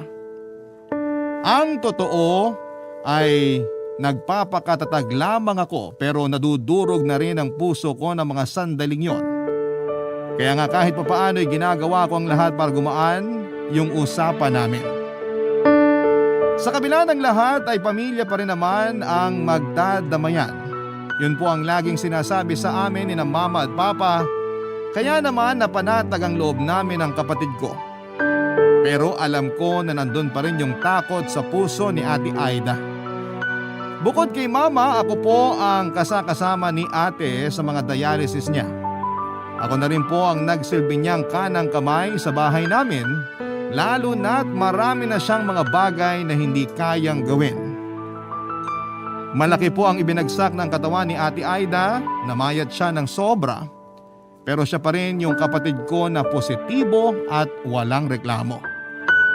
Hindi po nawawala ang paniniwala ko na magiging maayos din ang lahat, Papa Dudut. Hanggang sa nakapagdesisyon po ako na handa kong ibigay ang isa kong kidney sa kapatid ko para madugtungan pa ang buhay niya, Papa Dudut. Barangay Love Stories. Barangay Love Stories. Nung una ay tinanggihan po ni Aida ang suhestyon kong sumailalim kami sa kidney transplant dahil maapektuhan noon ang kalidad ng pamumuhay ko. Sinabi niya sa akin na bata pa raw ako at marami pa akong pwedeng gawin na posibleng hindi ko na magawa sakaling maoperahan ako. Pero para sa akin lahat ng mga bagay na yon ay walang saysay kung mawawala siya, Papa Dudut. Mahal na mahal ko po ang kapatid ko at wala akong kayang hindi gawin para sa kanya. Kaya naman sa huli nakumbinsi ko po siya at ang mga magulang namin na i-donate kay ate ang isang kidney ko. Hindi ko na po i-detalye ang proseso pero naging successful naman po ang operasyon. Pero syempre under observation at strict monitoring pa rin po si ate Aida hanggang sa tuluyan nang nakapag-adjust ang katawan niya sa bagong kidney na meron siya.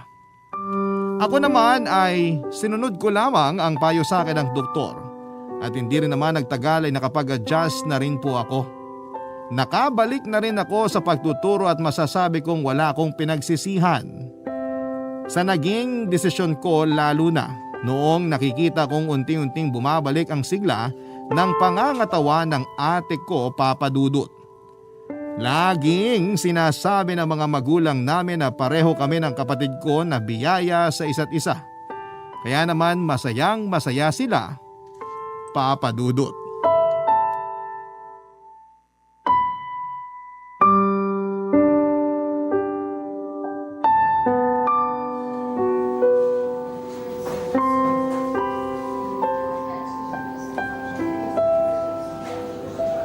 Kamusta na pakiramdam mo, ate? Mabuti, pero masakit pa rin ang tahi ko. Nakatulog ka ba ng maayos? Oo, ikaw, Oo naman, ate. kanina ka pa ba gising? Oo, kanina pa. Tapos nagbabrowse lang ako sa Facebook habang natutulog ka. Ay, sabi pala ni mama, uwi lang daw siya sa bahay kasi isasama niya anak mo pagbalik niya rito. Gusto ka na raw makita.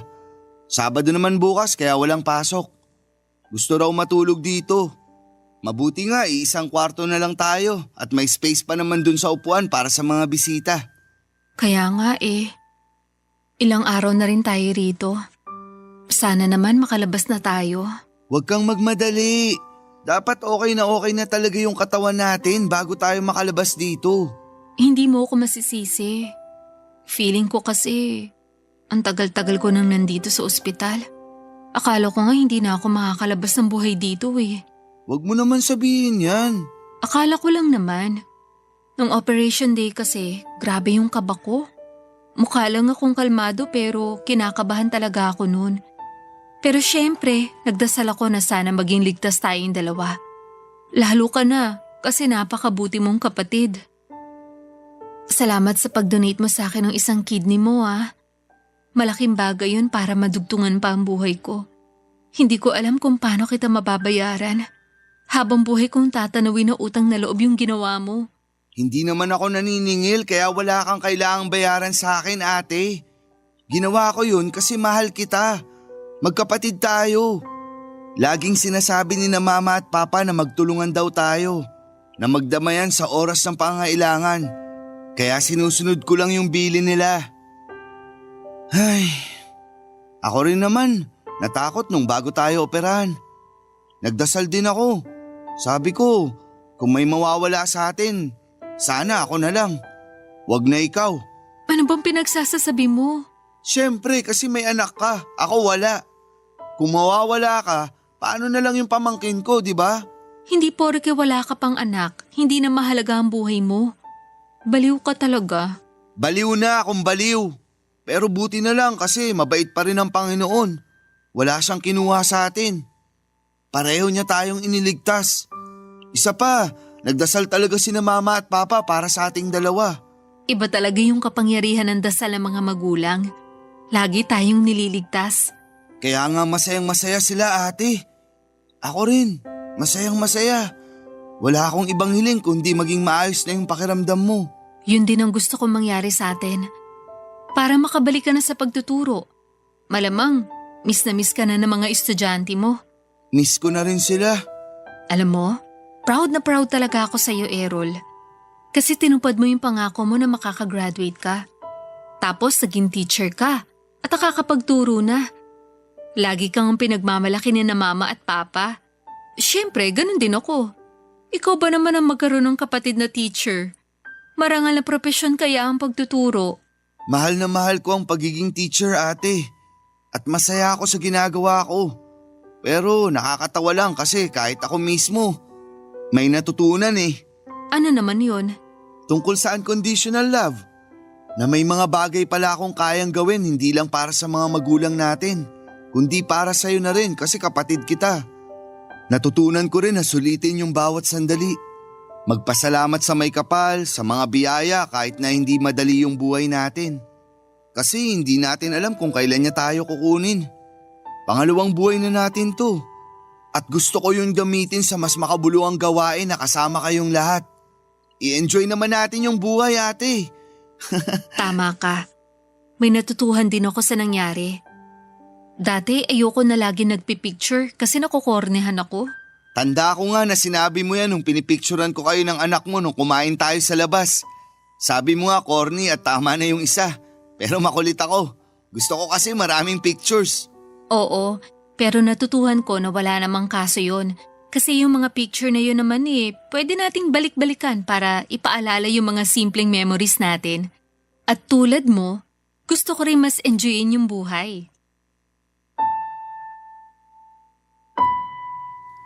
Papadudot nag-aral po si Ate Aida bilang virtual assistant at hindi nagtagal ay nakapagtrabaho siyang muli.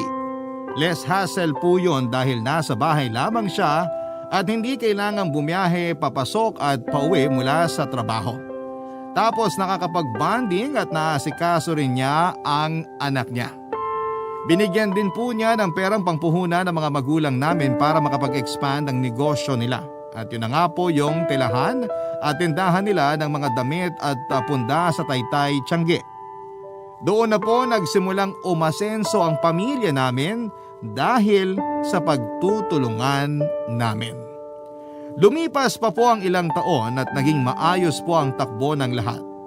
Nagtuloy-tuloy ang mga biyaya na dumarating sa pamilya namin at sa kabuhayan namin. At walang hanggan po ang pagpapasalamat ng mga magulang namin sa Diyos. Lalo na sa pagkakaloob ng ikalawang pagkakataon upang madugtungan ang buhay ni Ate Aida. At pagkatapos ay natupad din ang panalangin namin ni Mama na sana'y makatagpo si Ate ng isang lalaki na magmamahal sa kanila ng anak niya. At yon ay sa katauhan ng boyfriend niyang si Mike. Isang araw ay meron pong binalita sa amin si Ate Aida, dahilan para lalo po kaming maging maligaya para sa kanya.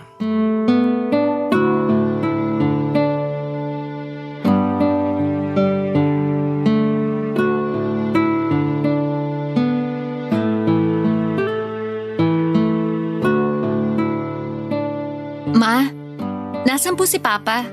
Ay nako, yung papa niyong yon ang aga matulog. Malamang nandun na sa higaan, naghihilik na. Teka, bakit mo nga pala hinahanap ang papa mo? May sasabihin po sana ako sa inyo. Sa amin mo na lang sabihin, ate. Oo nga, makikinig naman kami ni Errol. O sige, paano kung sabihin ko mag-aasawa ulit ako? Papayag po ba kayo? Ha? Ibig sabihin, nag-propose na si Kuya Mike? Oo at hindi lang, Aida. May pasuspense ka pa eh. Pero sagutin niyo muna yung tanong ko. Malamang papayag kami. Nasa tamang edad ka na naman. Saka alam naming mabait at mapagmahal yung boyfriend mo. Ay, hindi ba, Errol? Opo. Ano na, ate? Nag-propose na ba si Kuya sa'yo? Tada! Oo, tingnan niyo yung daliri ko. Ayan yung singsing oh. Tingin nga. Aba, oo nga. Tingnan mo yung singsing ng ate mo. Ang ganda, di ba? Oo nga ma, bagay na bagay kay ate. Pero kailan pa siya nag-propose? Kanina lang, dun sa date namin. Kaya pala tanong ng tanong sa akin tungkol sa kasal. Kung saan ko raw gustong ikasal, kung sa simbahan, sa beach ba o garden wedding tulad ng mga artista. Hindi ka man lang ba nagtaka? Hindi. Hay nako, palibasa, yan yung bagay na hindi ginawa sa nung dati mong kinakasama.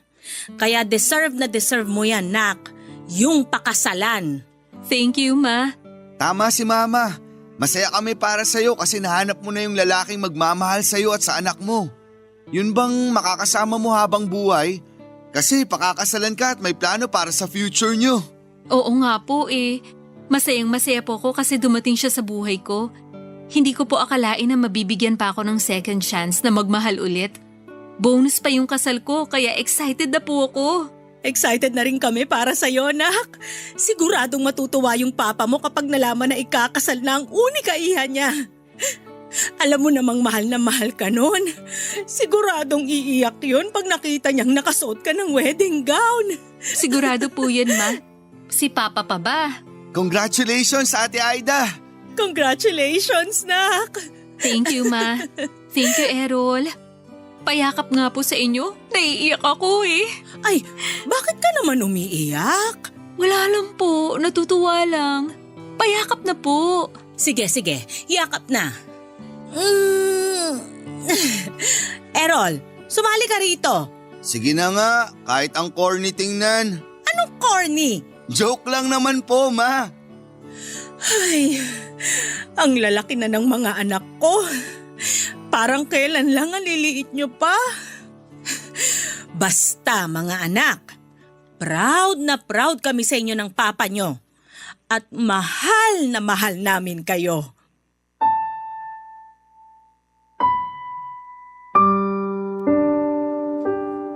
Pagkalipas po ng 6 na buwan ay kinasal na si Ate Aida at ang boyfriend niya, Papa Dudut. Intimate garden wedding ang kasal at sobrang saya po ng kapatid ko. Masayang masaya din po mga magulang namin at napaiyak nga si Papa tulad ng inaasahan namin. Kahit naman ako ay hindi na rin napigilan ng pagiging emosyonal. Pero hindi ko lang pinahalata dahil baka tuksuhin nila ako. Wala pong pagsidla ng saya at pasasalamat sa puso ko. Dahil sa wakas ay nakamit na ni Ate Aida yung happy ending sa piling ng lalaking mahal niya at mahal siya. Sobrang deserve niya ang ganong klase ng pakiramdam. Sa kasalukuyan ay nasa mabuting kalagayan naman po kaming pareho ni ate at syempre marami pong nagbago sa lifestyle namin. Pero lahat ng yon ay sinunod namin para mas mapangalagaan at maingatan ang ikalawang buhay na pinagkaloob sa amin ng may kapal. At kahit na malayo na kami sa isa't isa dahil sa ibang bansa na ako nakatira ngayon, palagi ko pa rin pong naaalala ang pamilya ko na nasa Pilipinas. Hindi po naputol ang komunikasyon namin, Papa Dudut. Hanggang dito na lamang po ang kwento ko at marami pong salamat kung sakaling mapili po ninyong i-ere ang istorya ng buhay namin. Sana rin po ay kinapulutan po ito ng aral at inspirasyon ng mga kabarangay natin. More power and God bless. Sa Barangay Love Story sa Barangay LS 97.1. Ang inyong forever kapuso at kabarangay Errol. Nagustuhan ng iyong napakinggan? Ituloy yan via live stream sa www.gmanetwork.com/radio.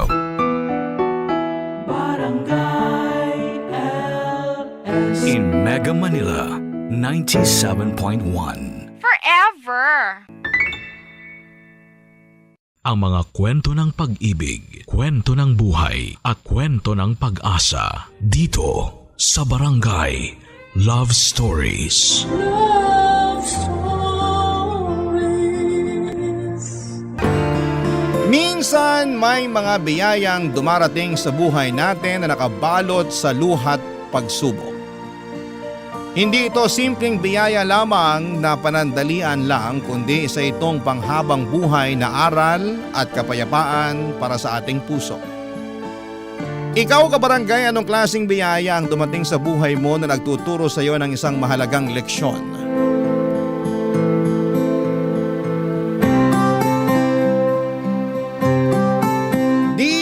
Papa Dudut.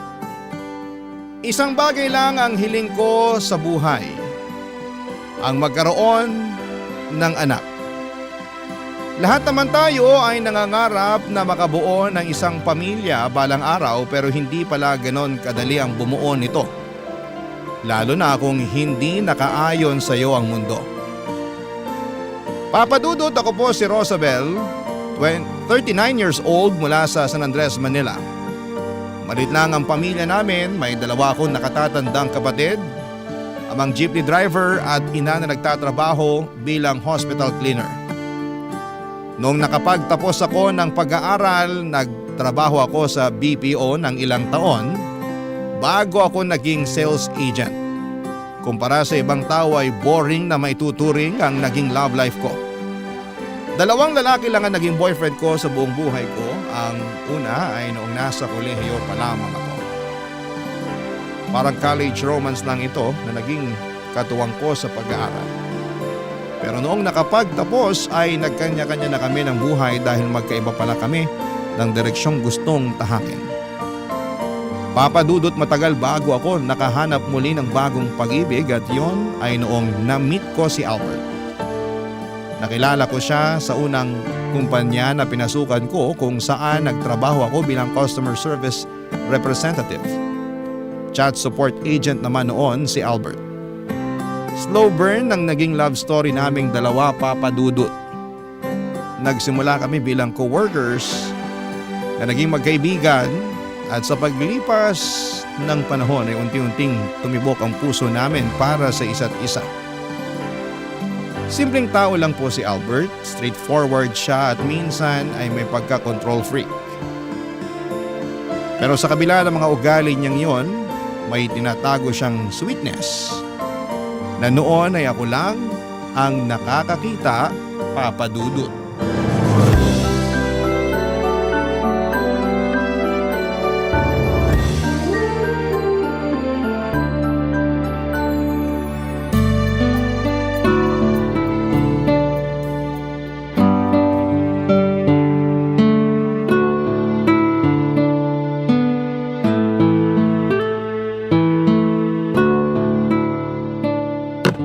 Hala, sige, fast food na naman.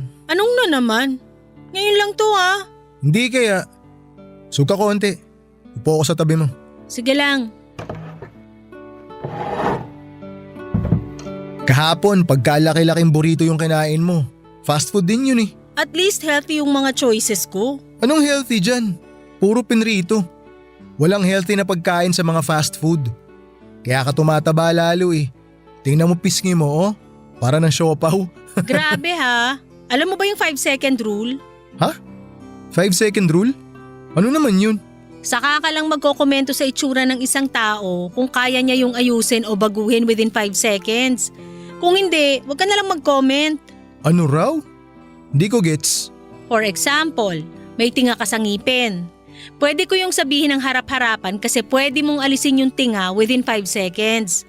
Pero kapag sinabi kong pangu yung ilong mo at hindi mo naman maaayusin in 5 seconds, shut up na lang. Ah, okay. Pero totoo naman eh. Papunta na sa siopaw yung pisngi mo. Ikaw talaga?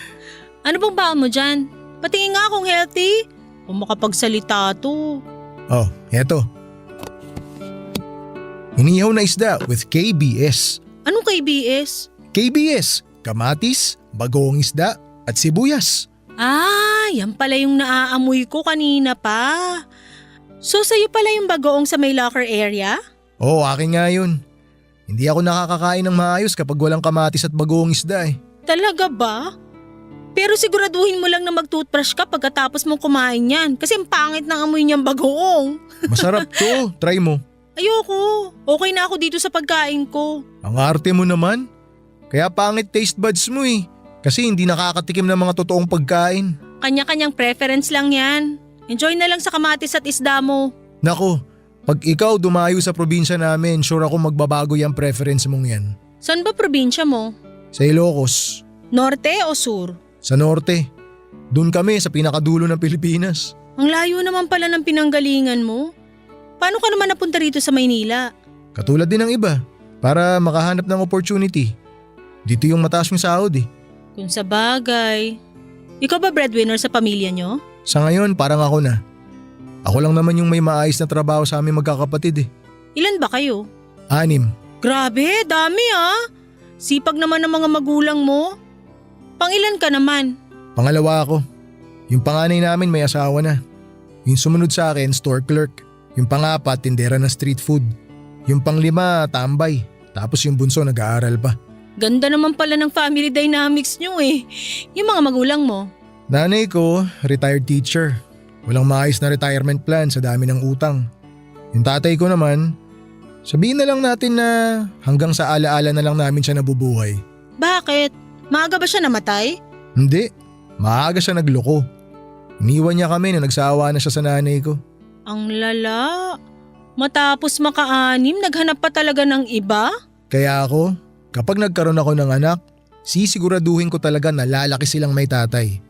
Patutunayan ko sa kanila na marami pang matitinong tatay sa mundo. Hindi katulad ng tatay ko. Laki ng galit mo sa tatay mo ah. Kahit sino naman, magagalit kapag siya mismo sumira sa sarili niyang pamilya. Kung hindi siya nagkaanak ng marami, hindi maghihirap si nanay na palakihin kami mag-isa. Hindi malulubog sa utang si nanay. Hindi kami maghihirap. Sa bagay, totoo rin naman. Eh ikaw ba? Ilan ba gusto mong anak kung sakali? Masaya na ako sa 2 o 3. Basta ang mahalaga, magkaanak ako. Parang kating-kati ka ng maging tatay ah. Sa totoo lang, yun ang next goal ko sa buhay. Yung magkaroon ng sariling pamilya. Hindi na rin naman tayo bumabata. 31 na ako eh. In fairness, at 31, talagang alam mo na yung mga goal mo sa buhay ah. Okay yan, good job ka dun. Ikaw ba? Ako kasi medyo foggy pa yung future ko eh. Di pa ako sure kung ano talaga gusto ko. Nako, mahirap yan. Para ka naglalakad sa dilim. Di mo alam kung saan ka papunta. Alam ko naman, pero hindi pa ganun kaklaro. Sabihin na lang natin na naglalakad ako sa dilim, pero may dala naman akong maliit na flashlight.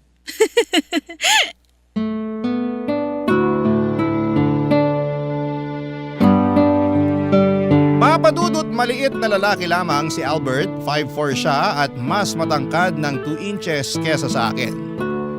Pero sa kabila ng kakulangan niya sa height ay bumawi naman siya sa personality.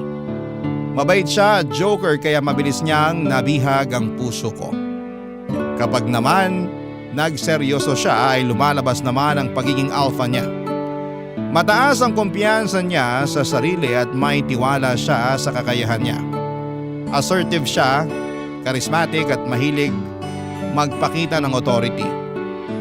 Yun ang side niya na pinaka nagustuhan ko sa kanya, Papa Dudut. Pakiramdam ko kasi kapag magkasama kaming dalawa ay sobrang safe ko. Kayang-kaya niya akong ipaglaban sa mga tao. Hindi ko na kailangang magpagod dahil laging si Albert ang nagmamando sa lahat. Gusto niya kasi na dapat ay laging nakaayon sa kanyang mga bagay basta tungkol sa kanya ang pinag-uusapan.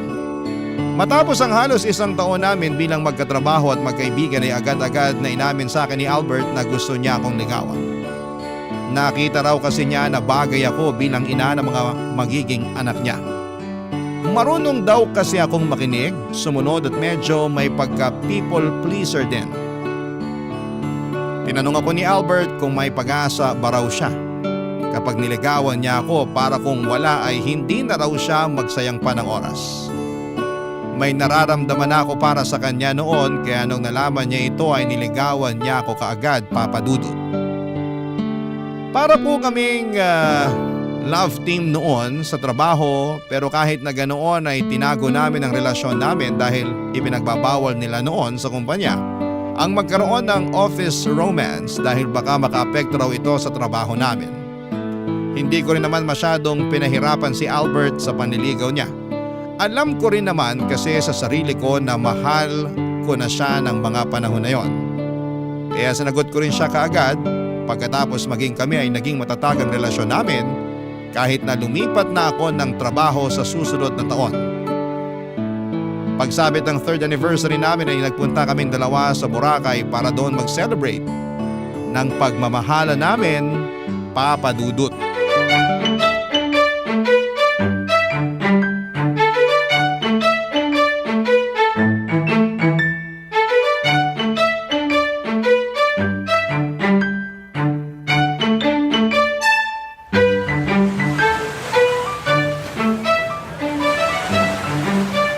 Rosabel, balik na muna kaya tayo sa hotel. Ang init dito eh. Talagang mainit dito.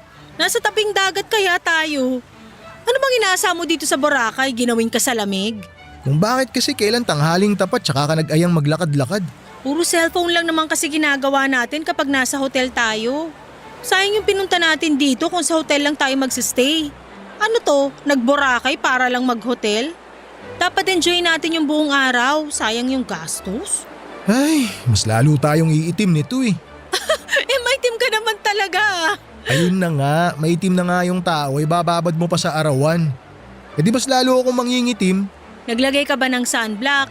Oo, buong katawan ko nilagyan ko. Yun naman pala eh. Wala ka ng problema, di ka na masasunburn yan kasi naka-sunblock ka naman. Yang balat mo, wala na yung iitim pa, kaya don't worry. Lo, ano nangyari ngayon sa 5-second rule na sinasabi mo? Ay, sorry naman. Ito namang lab-lab ko, tampo agad. Halika na, hanap tayo ng buko juice para lumamig yung ulo mo. O sige, para mabawas-bawasan naman tong init na nararamdaman ko. Ang dami palang tao rito, no? Karamihan, mga foreigner. Overcrowded na nga eh. Kaya rin masyadong mahal yung mga tinda rito. Tourist hotspot eh. Maganda nga eh. Maraming nakabikini. Hoy, Joke lang. Bibiro lang yung tao eh. porket di ako makasuot ng bikini, ganyan ka na? Ano ka ba? Kahit pilahan pa ako ng lahat ng mga nakabikini dito, ikaw pa rin ang pinaka-sexy sa paningin ko. Asus, sabihin mo wala ka lang choice. Tatagal ba tayo ng 3 taon kung ginawa lang kitang choice? Hindi ko na kailangan ng choices. Kasi ikaw at ikaw talaga yung pipiliin ko. Pero nagtampo ka nung di ko naalala yung birthday mo last year. Aba malamang. Sino naman hindi maiinis nun? Binati na ako ng lahat ng mga kakilala ko tapos sarili kong girlfriend. Hindi pala naaalala birthday ko. Sa'yo ko kaya gawin yun? Sorry na, sobrang busy talaga ako sa trabaho nung mga time na yun eh. Tsaka nawala sa isip ko yung araw. Bumawi naman ako this year ah. Sinurprise kita sa bahay nyo, di ba? Okay, forgiven but never forgotten. Ay kabog! May paganyan ka pa ah. Eto, nung niregaluhan mo ako ng customized na singsing tapos wrong spelling yung pangalan ko. Mas malala yun. Hindi ko kasalanan yun. Kasalanan yun nung taong nag-engrave ng pangalan mo. Anga-anga eh. Nung pinaglakad mo ako pa uwi kasi bad trip ka na hindi kita pinayaga makipag-inuman sa birthday party ng katrabaho mo. Uy, hindi kita pinaglakad nun no? Anong hindi? Pinalabas mo ako ng kotse. Ikaw yung lumabas sa kotse. May pa-stop the car ka pa nga nalalaman eh. O tapos, di mo man lang ako pinigilan. Ako yung nagtampo eh. Bakit ako yung manunuyo? Ay grabe siya. Pero at least hindi ako tumuloy sa birthday party kahit gustong gusto ko. Pasalamat ka nakauwi ako ng maayos. Kung di, baka wala na ako dito ngayon. OA naman. 1 kilometro lang naman yung layo ng bahay nyo kung saan ka bumaba eh. Kahit na, ang hirap kaya maglakad ng galit. Ba't ba natin binabalikan yung mga bagay na yan? Past is past. Dapat kalimutan na natin yung mga yan. Yan yung mga memories natin na bumuo sa relasyon natin. Dapat lang alalahanin natin yung mga yun. Kaya nga may anniversary celebration tayo eh, para balikan yung magaganda at maling nagawa natin the past years. For improvement, kumbaga. Ano yan? Yearly report? Diba? Para kakaiba. Nabasa ko na para magtagal ang isang relasyon, dapat laging may ginagawa tayong pakulo para iwas boredom. Baka next year may pa-PowerPoint ka na rin dyan ha? Ay, ewan ko sa'yo. Basta masaya lang ako na despite sa mga awayan, tampuhan at sagutan natin itong mga nagdaang taon, nananatiling matatag pa rin tong relasyon natin. Ganun naman talaga kapag totoong nagmamahalan eh. Ano man ang mangyari, nagkakapatawaran pa rin sa huli. Kasi nga, mahal niyo yung isa't isa. Tama yan. Kaya kung ayaw mo magtampo na naman ako sa'yo, samahan mo ako mamasyal dito. Hindi yung nakapirmi tayo sa hotel. Oo na. Pero bago yan, hanap muna tayo ng maiinom. Iced coffee na lang kaya. Di ko trip magbuko juice eh. Sus, nakakita ka lang ng coffee shop na malapit eh. Ang sabihin mo, ayaw mo lang maglakad. Gusto ko magpa-aircon saglit. Ang init kaya. Halika na nga, 30 minutes lang ha. Totoo naman na marami kaming pinagdaan ng problema ni Albert at hindi kami perfect couple. Magkaiba kasi ang personality naming dalawa kaya minsan ay nagkakaroon kami ng conflict. Pero dahil naman sa pagiging open-minded namin ay naaayos pa rin ang mga gulo namin kahit papaano. Pero ang hindi ko alam, malit na bagay lang pala ang mga problemang pinagdaanan namin nitong mga nagdaang taon kumpara sa paparating pang problema na kahaharapin namin sa mga susunod na taon. 2 taon pa ang lumipas bago nag-propose sa akin si Albert, sales agent na ako noon, samantalang nananatili naman si Albert sa BPO pero sa ibang company na siya nagtatrabaho noon. Naisip ko na sapat na ang mahigit 5 taong pagsasama namin bilang magkasintahan para i-upgrade ng relasyon namin sa next level. After all ay pareho na kaming nasa 30s noong mga panahong yon. Kung gusto naming bumuo ng pamilya na siyang hiling sa akin ni Albert ay dapat ay hindi na kami nagsasayang pa ng oras. Pagkatapos ng kasal namin ay nagkaroon kami ng 3-day honeymoon sa Palawan. Puno ng excitement ang mga unang taon ng pagsasama namin ni Albert. Sa isang bahay na kami noon nakatira. Magkahati na kami sa mga gastusin at parang iisang tao na lamang kami sa mga bawat desisyon na ginagawa namin sa buhay. Dahil pa nga namin noon, ang kakasimula lang sa relasyon dahil na-reset ang pagsasama namin at ang kasal namin ay nakabuo ng panibagong spark. Excited kami pareho para sa paparating na buhay namin bilang pamilya. Kaso nga lang ang inaasahan namin na mabubuong pamilya ay hindi agad dumating, Papa Dudut. Doon na po nagsimula ang problema sa aming dalawa. Barangay Love Stories. Barangay Love Stories. 2 taon, 3 taon, 4 na taon.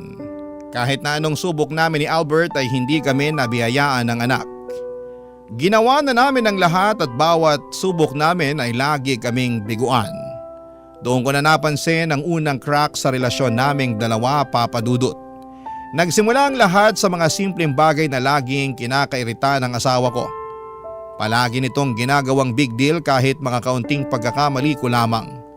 Katulad na lamang kapag nag-grocery ako at may nakalimutan akong bilhin na pinabibili niya o di kaya kapag umulan at nawala sa isipan ko ang mga sinampay. Lagi niyang ipinamumukha sa akin na sobrang incompetent ko raw bilang asawa. Mga simpleng bagay lang na hindi ko pa raw magawa ng maayos. Pero alam ko kung saan nanggagaling ang galit na yon ni Albert. Hindi siya galit dahil nakalimutan kong bilhin ang gusto niya o di kaya nabasa ang mga sinampay or nabasa ang mga sinampay namin. Galit siya dahil hindi ko nagagawa ang trabaho ko bilang asawa at yon ay ang bigyan siya ng anak. Masakit po para sa aking masaksihan kung paano unti-unting nagbago ang pakikitungo sa akin ng asawa ko dahil lang hindi ko siya mabigyan ng anak. Nawala na ang pagiging sweet nito at lagi nang nakatuon ang atensyon niya sa ibang bagay katulad ng panonood ng TV at pagtambay sa labas kasama ng mga kaibigan nito. Hindi na siya naglalaan ng oras para makasama ako at hindi katulad noon na ayaw man lang niyang malayo sa akin. Dahil hindi kami magkaanak at para bang ang pagmamahal niya sa akin ay nawawala na rin.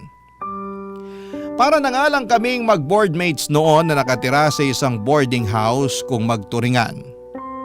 Kapag nakaalala, saka na lang kami gumagawa ng mga tipikal na bagay na ginagawa ng mag-asawa pero pagkatapos noon ay balik ulit kami sa dati na walang pansinan. Ginagawa ko naman ang best ko na magpakaasawa kay Albert pero lahat ng efforts kong yon ay nababaliwala dahil hindi ako makapagbuntis. Noong hindi ko na kaya ang ginagawa sa akin ni Albert ay kinausap ko siya.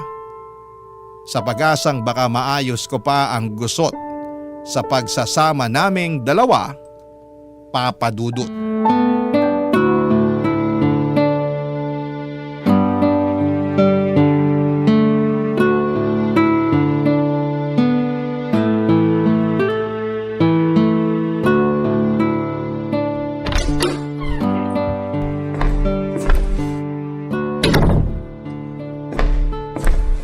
Oh, Albert! Kanina pa kita hinihintay. Kamusta yung lakad mo? Ano, nakita kayo ng pinsan mo? Oo, nagkita kami. Kumain ka na ba? Kain ka muna. Tapos na ako kumain.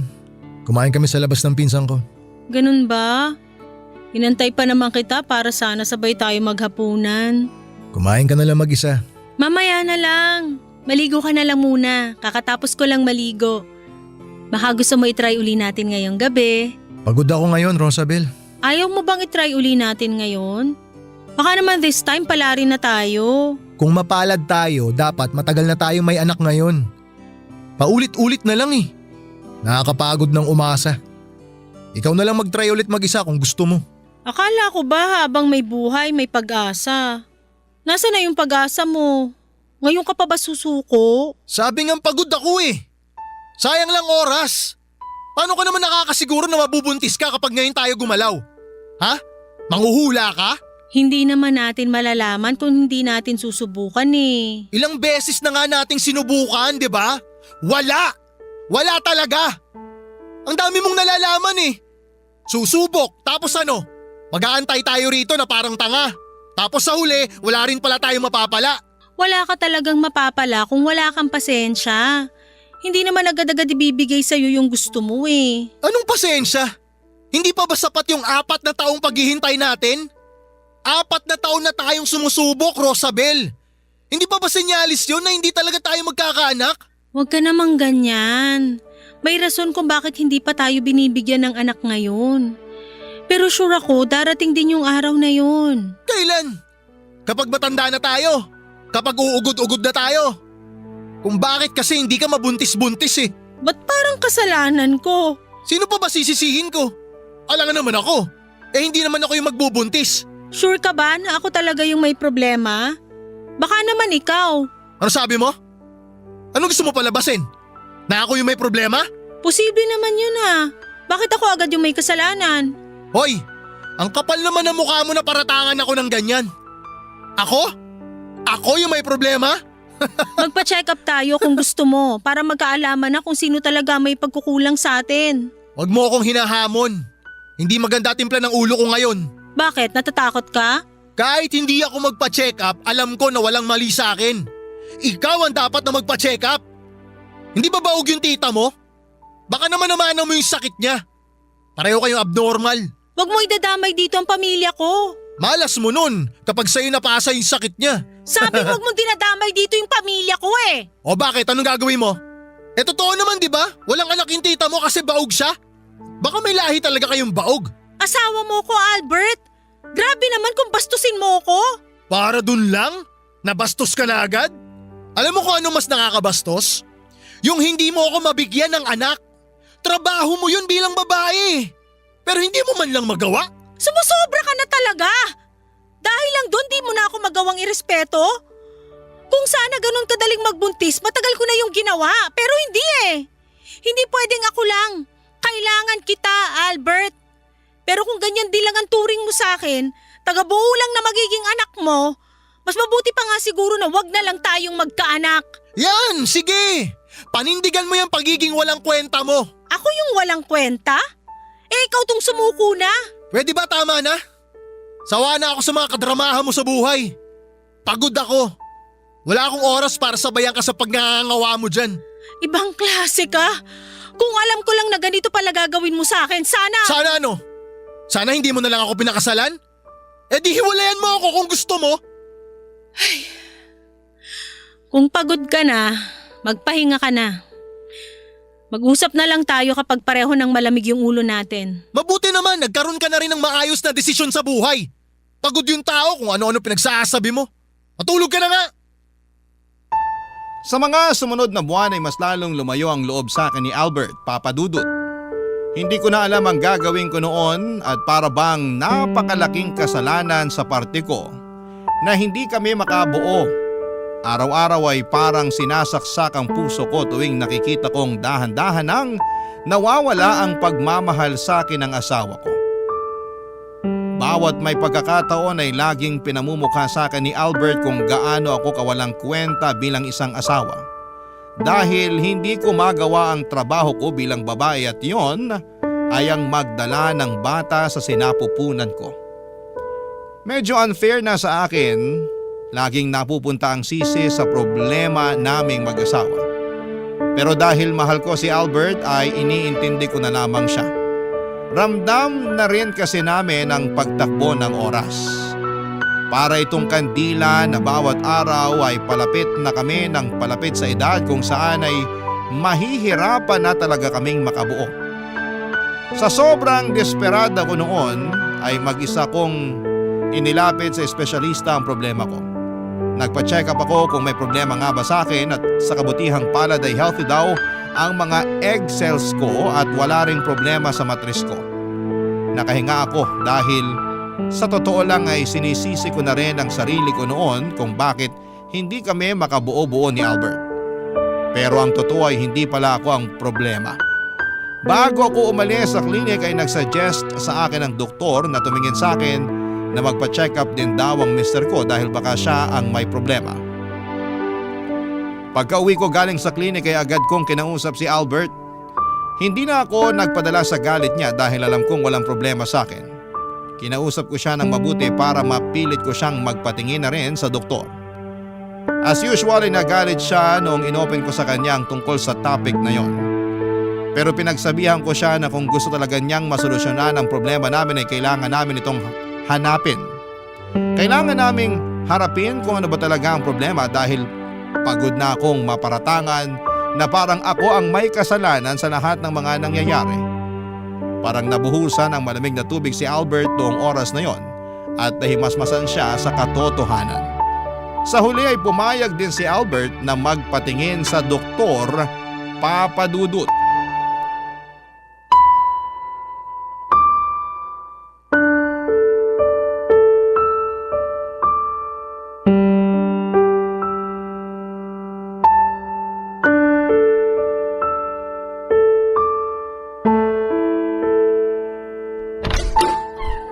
Albert, kamusta yung lakad mo sa klinik?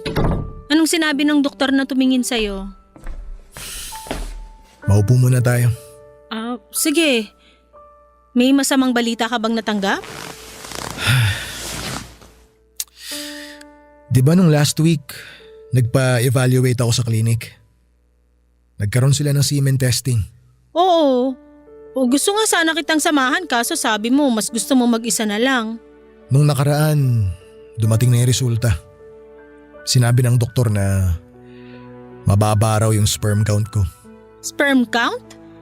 Anong ibig sabihin kapag ganun? Ang pagkakapaliwanag, kapag mababa raw yung sperm na lumalabas sa akin, hirap daw makarating yung sperm sa egg cell.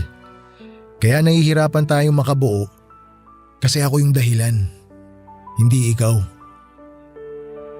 Totoo yung hinala mo. Totoo yung sinabi mo na ako nga yung may problema, hindi ikaw. Albert? Pasensya ka na kung sa'yo ko binaling yung sisi ha. Ikaw ang sinisisi ko kaya hindi tayo magkaroon ng anak.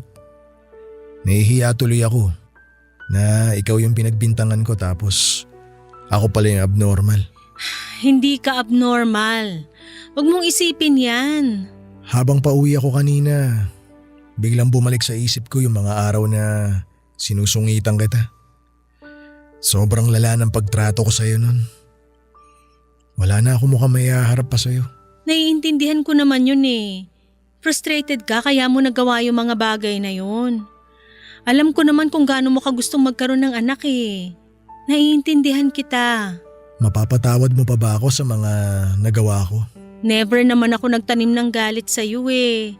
Hindi ko dinibdib yung mga salitang binitiwan mo sa akin. Kasi alam ko naman na hindi yun galing sa puso mo. Yung init ng ulo mo yung nagsasalita nun, kaya naiintindihan ko. Oh, so ano raw yung rason kung bakit mababa yung sperm count mo? Nagpa-blood test ako kanina. 2 to 3 days pa raw lalabas yung resulta pero ang hinala ng doktor, baka raw may hormonal imbalance ako kaya mababa yung sperm count ko. Magagawan pa naman siguro ng paraan yung problema natin, di ba? May sinabi ba sila kung paano gagamutin yung kaso mo? Kung hormonal imbalance nga, madadala naman daw yun sa gamot. Basta depende sa kung ano yung kalalabasan ng blood test ko. Sana magamot para maayos na yung problema natin. Ang sabi sa akin, Tatagal ng hanggang 6 months yung gamutan bago makakita ng improvement. Kung ikukumpara yun sa ilang taong paghihintay natin, maikli lang yung 6 months. Kung ito na yung magiging sagot sa problema natin, kayang-kaya naman siguro nating maghintay ng 6 na buwan, di ba? Kakayanin, pero sana naman sa pagkakataon na to, mapagbigyan na tayo. Ang hirap kasing maghintay para sa wala eh. Magtiwala ka lang. Ito na yon, nararamdaman ko na. Magtiwala lang tayo. Paano mo nagagawa yan? Ha?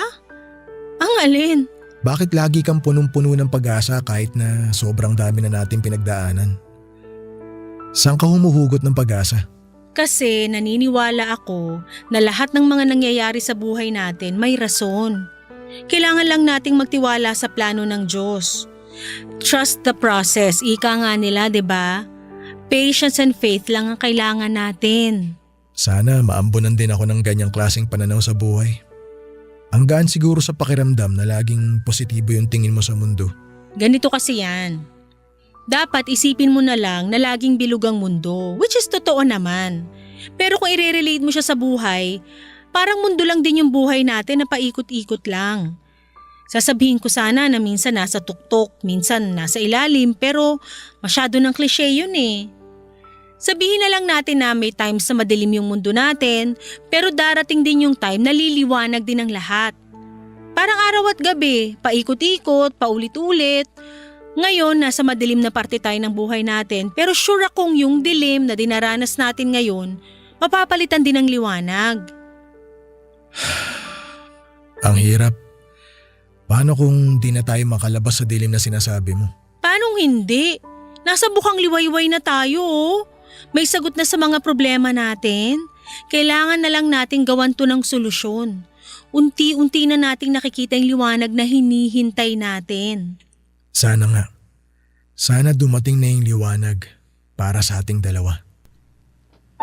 Noong nalaman namin ang totoong rason kung bakit hirap kaming magkaanak ay hindi ko pinaramdam sa asawa ko na siya ang may kasalanan noon. Never ko po siyang sinisisi at never kong pinamukha sa kanya ang pagkukulang niya.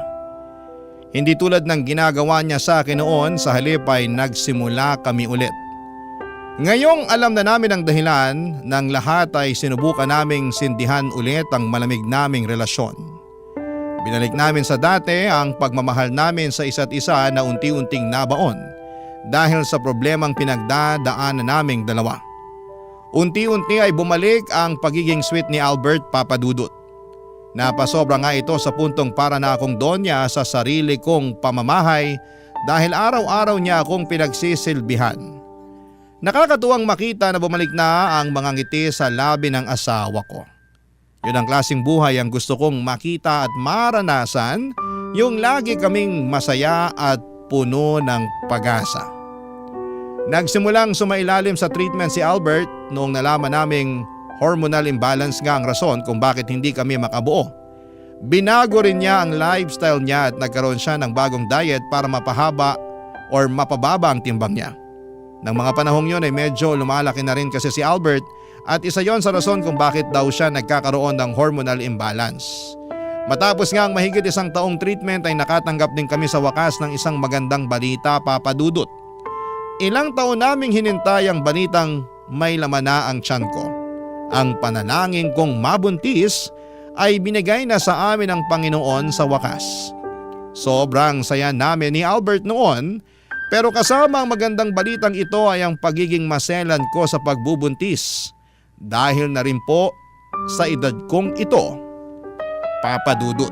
Barangay Love Stories. Barangay Love Stories. At dahil parang milagro na para sa amin ang pagdadalang tao ko ay daig pa namin ang nanalo sa loto ng mga panahong yon.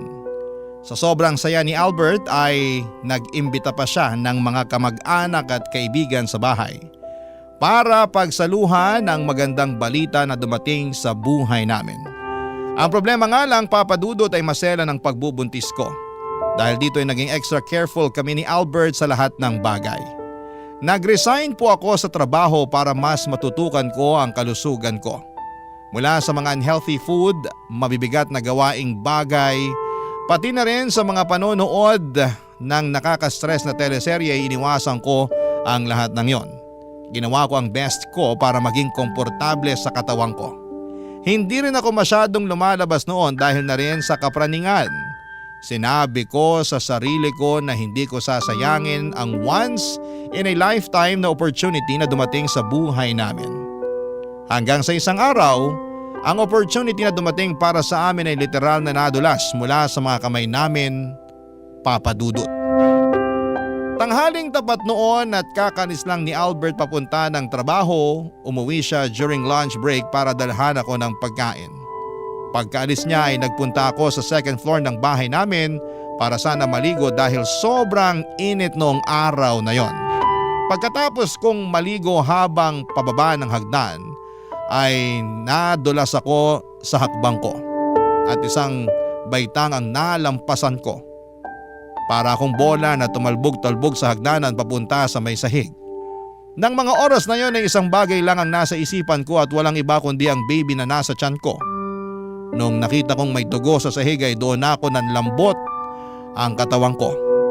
Tinawagan ko ang kapitbahay ko para magpatulong at sinamahan niya ako sa ospital. Sa buong biyahe ay wala akong ginawa kundi ang manalangin sa Diyos na sana maging okay ang baby namin ni Albert, Papa Dudut.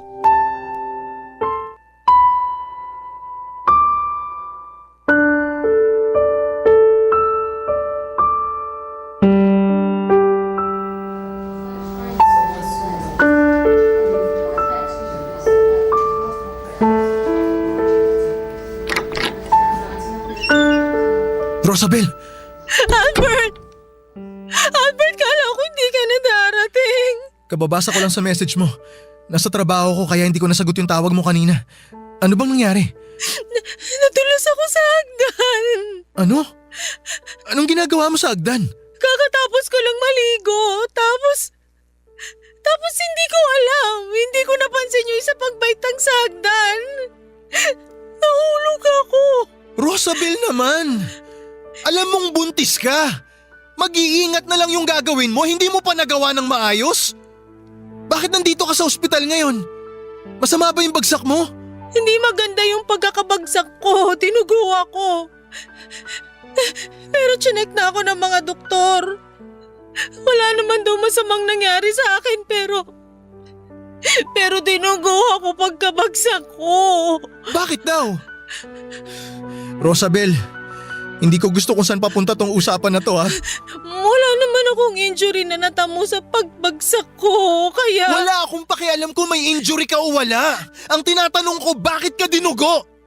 May nangyari ba sa baby? In-ultrasound nila ako.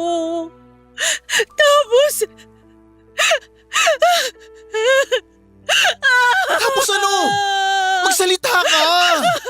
Walang yan naman oh! Wala na raw heartbeat yung baby natin! Ano? Rosabel, anong ginawa mo?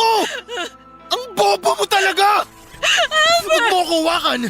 Baka kung ano magawa ko sa'yo! Nag-iingat naman ako eh! Hindi ko alam kung paano… Ang tagal nating hinintay to! Alam ko! Hindi ko naman ginusto yung nangyari eh! Hindi ko sinasadya! Hindi sinasadya? Ang laki mong karne? Madudulas ka sa hagdan? Sa lahat naman ng pwedeng mangyari sa'yo, yun pa talagang ikamamatay ng anak natin yung ginawa mo? Hindi ko ginusto yung nangyari! Walang ina ang gugustuhin makunan, Albert! Bakit kasi hindi ka nag-iingat? Ang tagal kong ipinanalangin na magkaroon tayo ng anak, Rosabel! Tapos ganito lang yung mangyayari! Ako rin! Gusto ko na rin magkaroon ng anak! Matagal ko nang dalangin yun! Kung alam mo lang kung gaano ko gusto mabigyan ka ng anak para lang mapanatiling maayos yung relasyon natin! Pero anong ginawa mo? Nasa kamay na natin yung bagay na hinihiling natin! Abot kamay na natin eh! Tapos sinayang mo lang? Naiintindihan mo ba kung gaano kalala yung ginawa mo? Oo na! Kasalanan ko na! Ako na yung pumatay sa anak natin! Ako na yung pabayang ina! Totoo naman eh! Wala sana tayo dito ngayon kung di dahil sa kapabayaan mo! Ano ba bang gusto mo gawin ko? Ano bang kailangan kong gawin para mawala yung galit mo? Sa tingin mo mawawala pa tong galit kong to? Akala mo mawawala to ng basta-basta lang? Hindi na to mawawala, Rosabel! Sinasabi mo bang kamumuhiya mo na ako habang buhay dahil sa nangyari? Mahirap patawarin yung ginawa mo. Pasensya ka na pero hindi to basta pagkakamali lang na madaling makalimutan. Ano ang mangyayari sa atin ngayon? Babalik na naman tayo sa dati? Hindi mo na uli ako kakausapin? Ipe-pressure muli ako na mabuntis? Hindi mo ko talaga makuha no? Rosabel, marami na akong sinakripisyo. Marami na akong ginawa para lang mabigyan tayo ng anak. Yung mga sakripisyong yon, sinayang mo. Tapos tinatanong mo ako kung babalik tayo sa dati? Anong gusto mo? Suyuin kita? Kantahan kita, haranahin kita? Matapos mong patayin yung anak natin? Ikaw lang ba yung nagsakripisyo? Palibasa sa'yo, yung sarili mo lang yung lagi mo nakikita. Paano naman ako? Hindi mo alam yung mga pinagdadaanan ko dahil sa'yo? Hindi lang ikaw yung nawalan ng anak! Wala kang karapatang magalit sa akin ngayon ha. Dahil ikaw ang rason kung bakit nandito tayo ngayon sa sitwasyon na to. Wala sa akin ang sisi. Dahil alam kong ginawa ko lahat ng makakaya ko para lang magkaanak tayo. Asawa mo ko, Albert! Bakit naman ganyan ka makapagsalita sa akin? Asawa ba talaga kita? Asawa na hindi ako mabigyan ng anak? Asawa na hindi kayang alagaan yung pinakamahalagang bagay sa buhay natin ngayon? Kung hindi mo kayang tanggapin yung sorry ko, patayin mo na lang ako! Kung masasaktan lang din ako araw-araw dahil sa nangyari, mas mabuti pang patayin mo na lang ako! Hindi na ako madadala sa mga paiyak-iyak mo. Kasalanan mo yung nangyari. Kaya dapat lang napagsisihan mo yung mga ginawa mo. Maiwan na kita. Umuwi ka na lang kapag pinayagan ka na ng doktor mo. Albert, sandali! Albert! For the first time ay sobra kong dinamdam ang mga masasakit na salitang sinabi sa akin ng asawa ko. Noong mga oras na yon ay parang hindi na siya si Albert kung magsalita. Kita ko sa mga mata niya kung paano nawala ang respeto niya mula sa akin. Doon pa lang ay alam ko na kung saan patutungo ang relasyon naming dalawa. Parang tinadtad ng karne ang puso ko ng mga time na yon habang sunod-sunod na tinanggap ko ang mga masasakit na salitang lumabas mula sa bunganga ng asawa ko. Wala akong ibang ginawa noong araw na yon kundi ang umiyak ng umiyak hanggang sa namugto na ang mga mata ko. Yung tipong wala ng luhang lumalabas sa mga mata ko. At wala ng sound na maririnig mula sa mga paghikbi ko. Pero patuloy pa rin ang pag-iyak ko. Simula noon ay hindi na naging maganda ang pakikitungo sa akin ni Albert. Matapos ang isang buwang walang kibuan, hindi ko na po kinaya ang sakit na nararamdaman ko. Kaya umalis ako sa bahay at nagpunta ako sa probinsya. Isang linggo akong nanatili doon bago ko naisipang bumalik sa bahay para makausap si Albert kung may patutunguhan pa ba ang pagsasama namin. Pero bago pa man ako makaalis sa probinsya namin habang naghihintay ako ng masasakyan ng bus, sa tabi ng kalsada ay dalawang lalaki ang biglang lumapit sa akin at nakipagkwentuhan. Maya-maya ay pinalibutan nila akong dalawa. Walang anuman ay bigla akong sinikmuraan ng isang lalaki, saka naman ako sinuntok sa mukha ng isa pa. Halos mawala na ako ng malay nung hinila nila ako papunta sa isang tagong bakanting lote. Doon ay dalawang kalalakihan pa ang naghintay. Amoy na amoy ko ang alak sa hininga nila habang pinagsasamantalahan nila ako papadudot. Umiikot na ang paningin ko noon habang hawak-hawak nila ako sa kamay at paa. Hindi ako makasigaw dahil nakatakip ang kamay ng isang lalaki sa bunganga ko. Kahit na anong pagpupumiglas ko ay wala akong nagawa. Nagising na lamang akong mag-isang nakahiga sa lupa, walang saplot at puno ng bugbog sa katawan. Ilang linggo akong hindi makausap ng maayos ng mga tao simula ng gabing yon. Para bang nawala ako sa katinuan at hindi na gumagana ng maayos ang pag-iisip ko. Kahit na ilang buwan na ang lumilipas ay hindi pa rin ako tinitigilan na bulabugin ng pangyayaring yon na halos kumuha sa aking katinuan, Papa Dudut.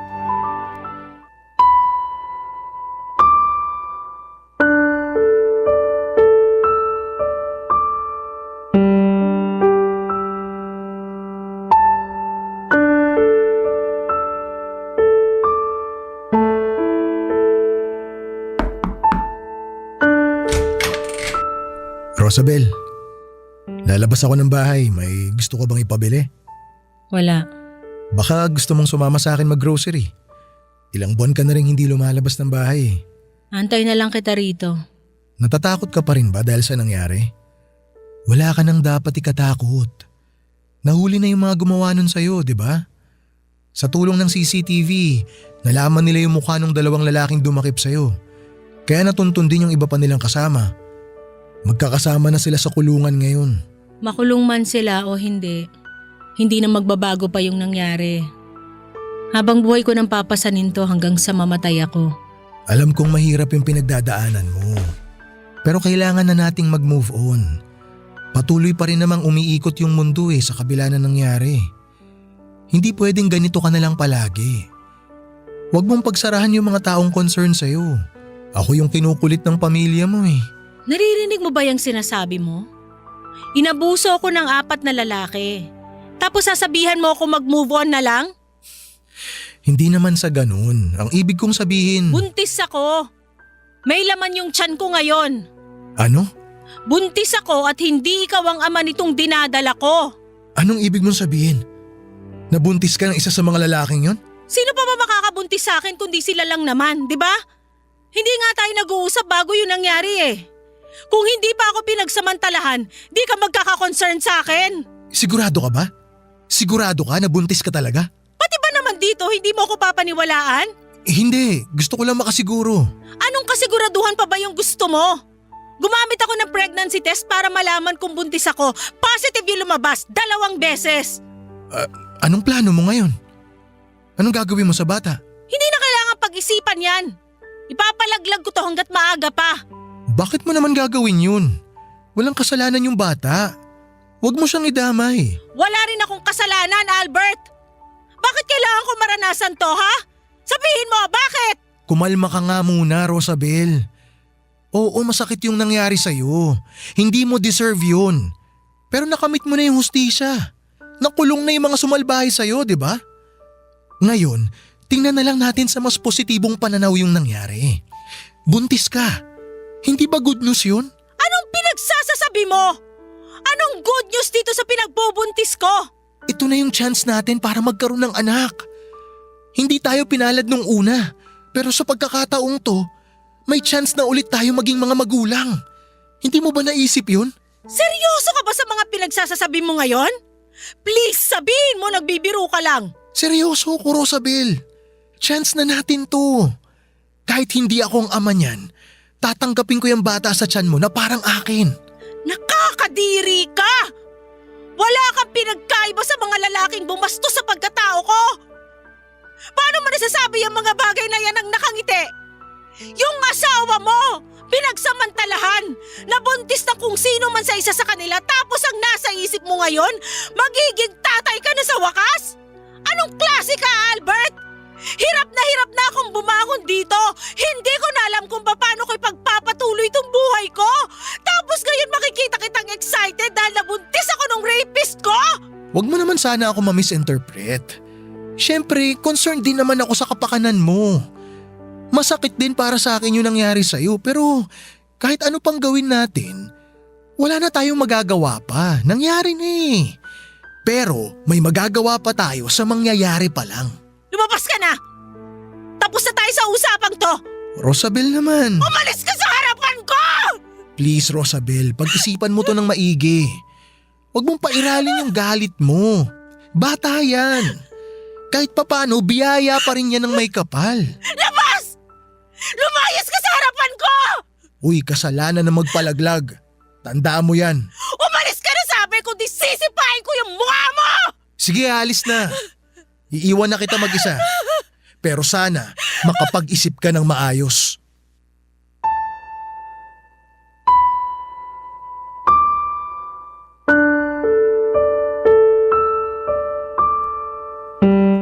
Papadudot, hindi ko pinalaglag ang bata sa sinapupunan ko. Kahit papaano ay may takot din naman ako sa Diyos at alam kong kasalanan ang kumitil ng buhay ng isang batang walang muwang. Ipinanganak ko ito pero hindi ko siya itinuring na anak dahil hindi ko po yun ginusto. Ang ginawa ko ay pinaampon ko ang bata sa mga taong alam kong maalagaan siya ng maayos. Dahil kung ako ang tatanungin ninyo ay hindi ko kayang magpakaina sa batang niluwal ko dahil pinapaalala lamang niya sa akin ang masamang pangyayaring sumira sa pagkatao ko. Hanggang ngayon, dala-dala ko pa rin ang trauma ng mga nangyari sa akin. Para po itong balat na nakapaskil sa utak ko at kahit na anong gawin ko ay hindi ko na ito makakalimutan pa, Papadudot. Simula noong nangyari yon ay nagkaroon ako ng takot sa mga lalaking hindi ko kilala.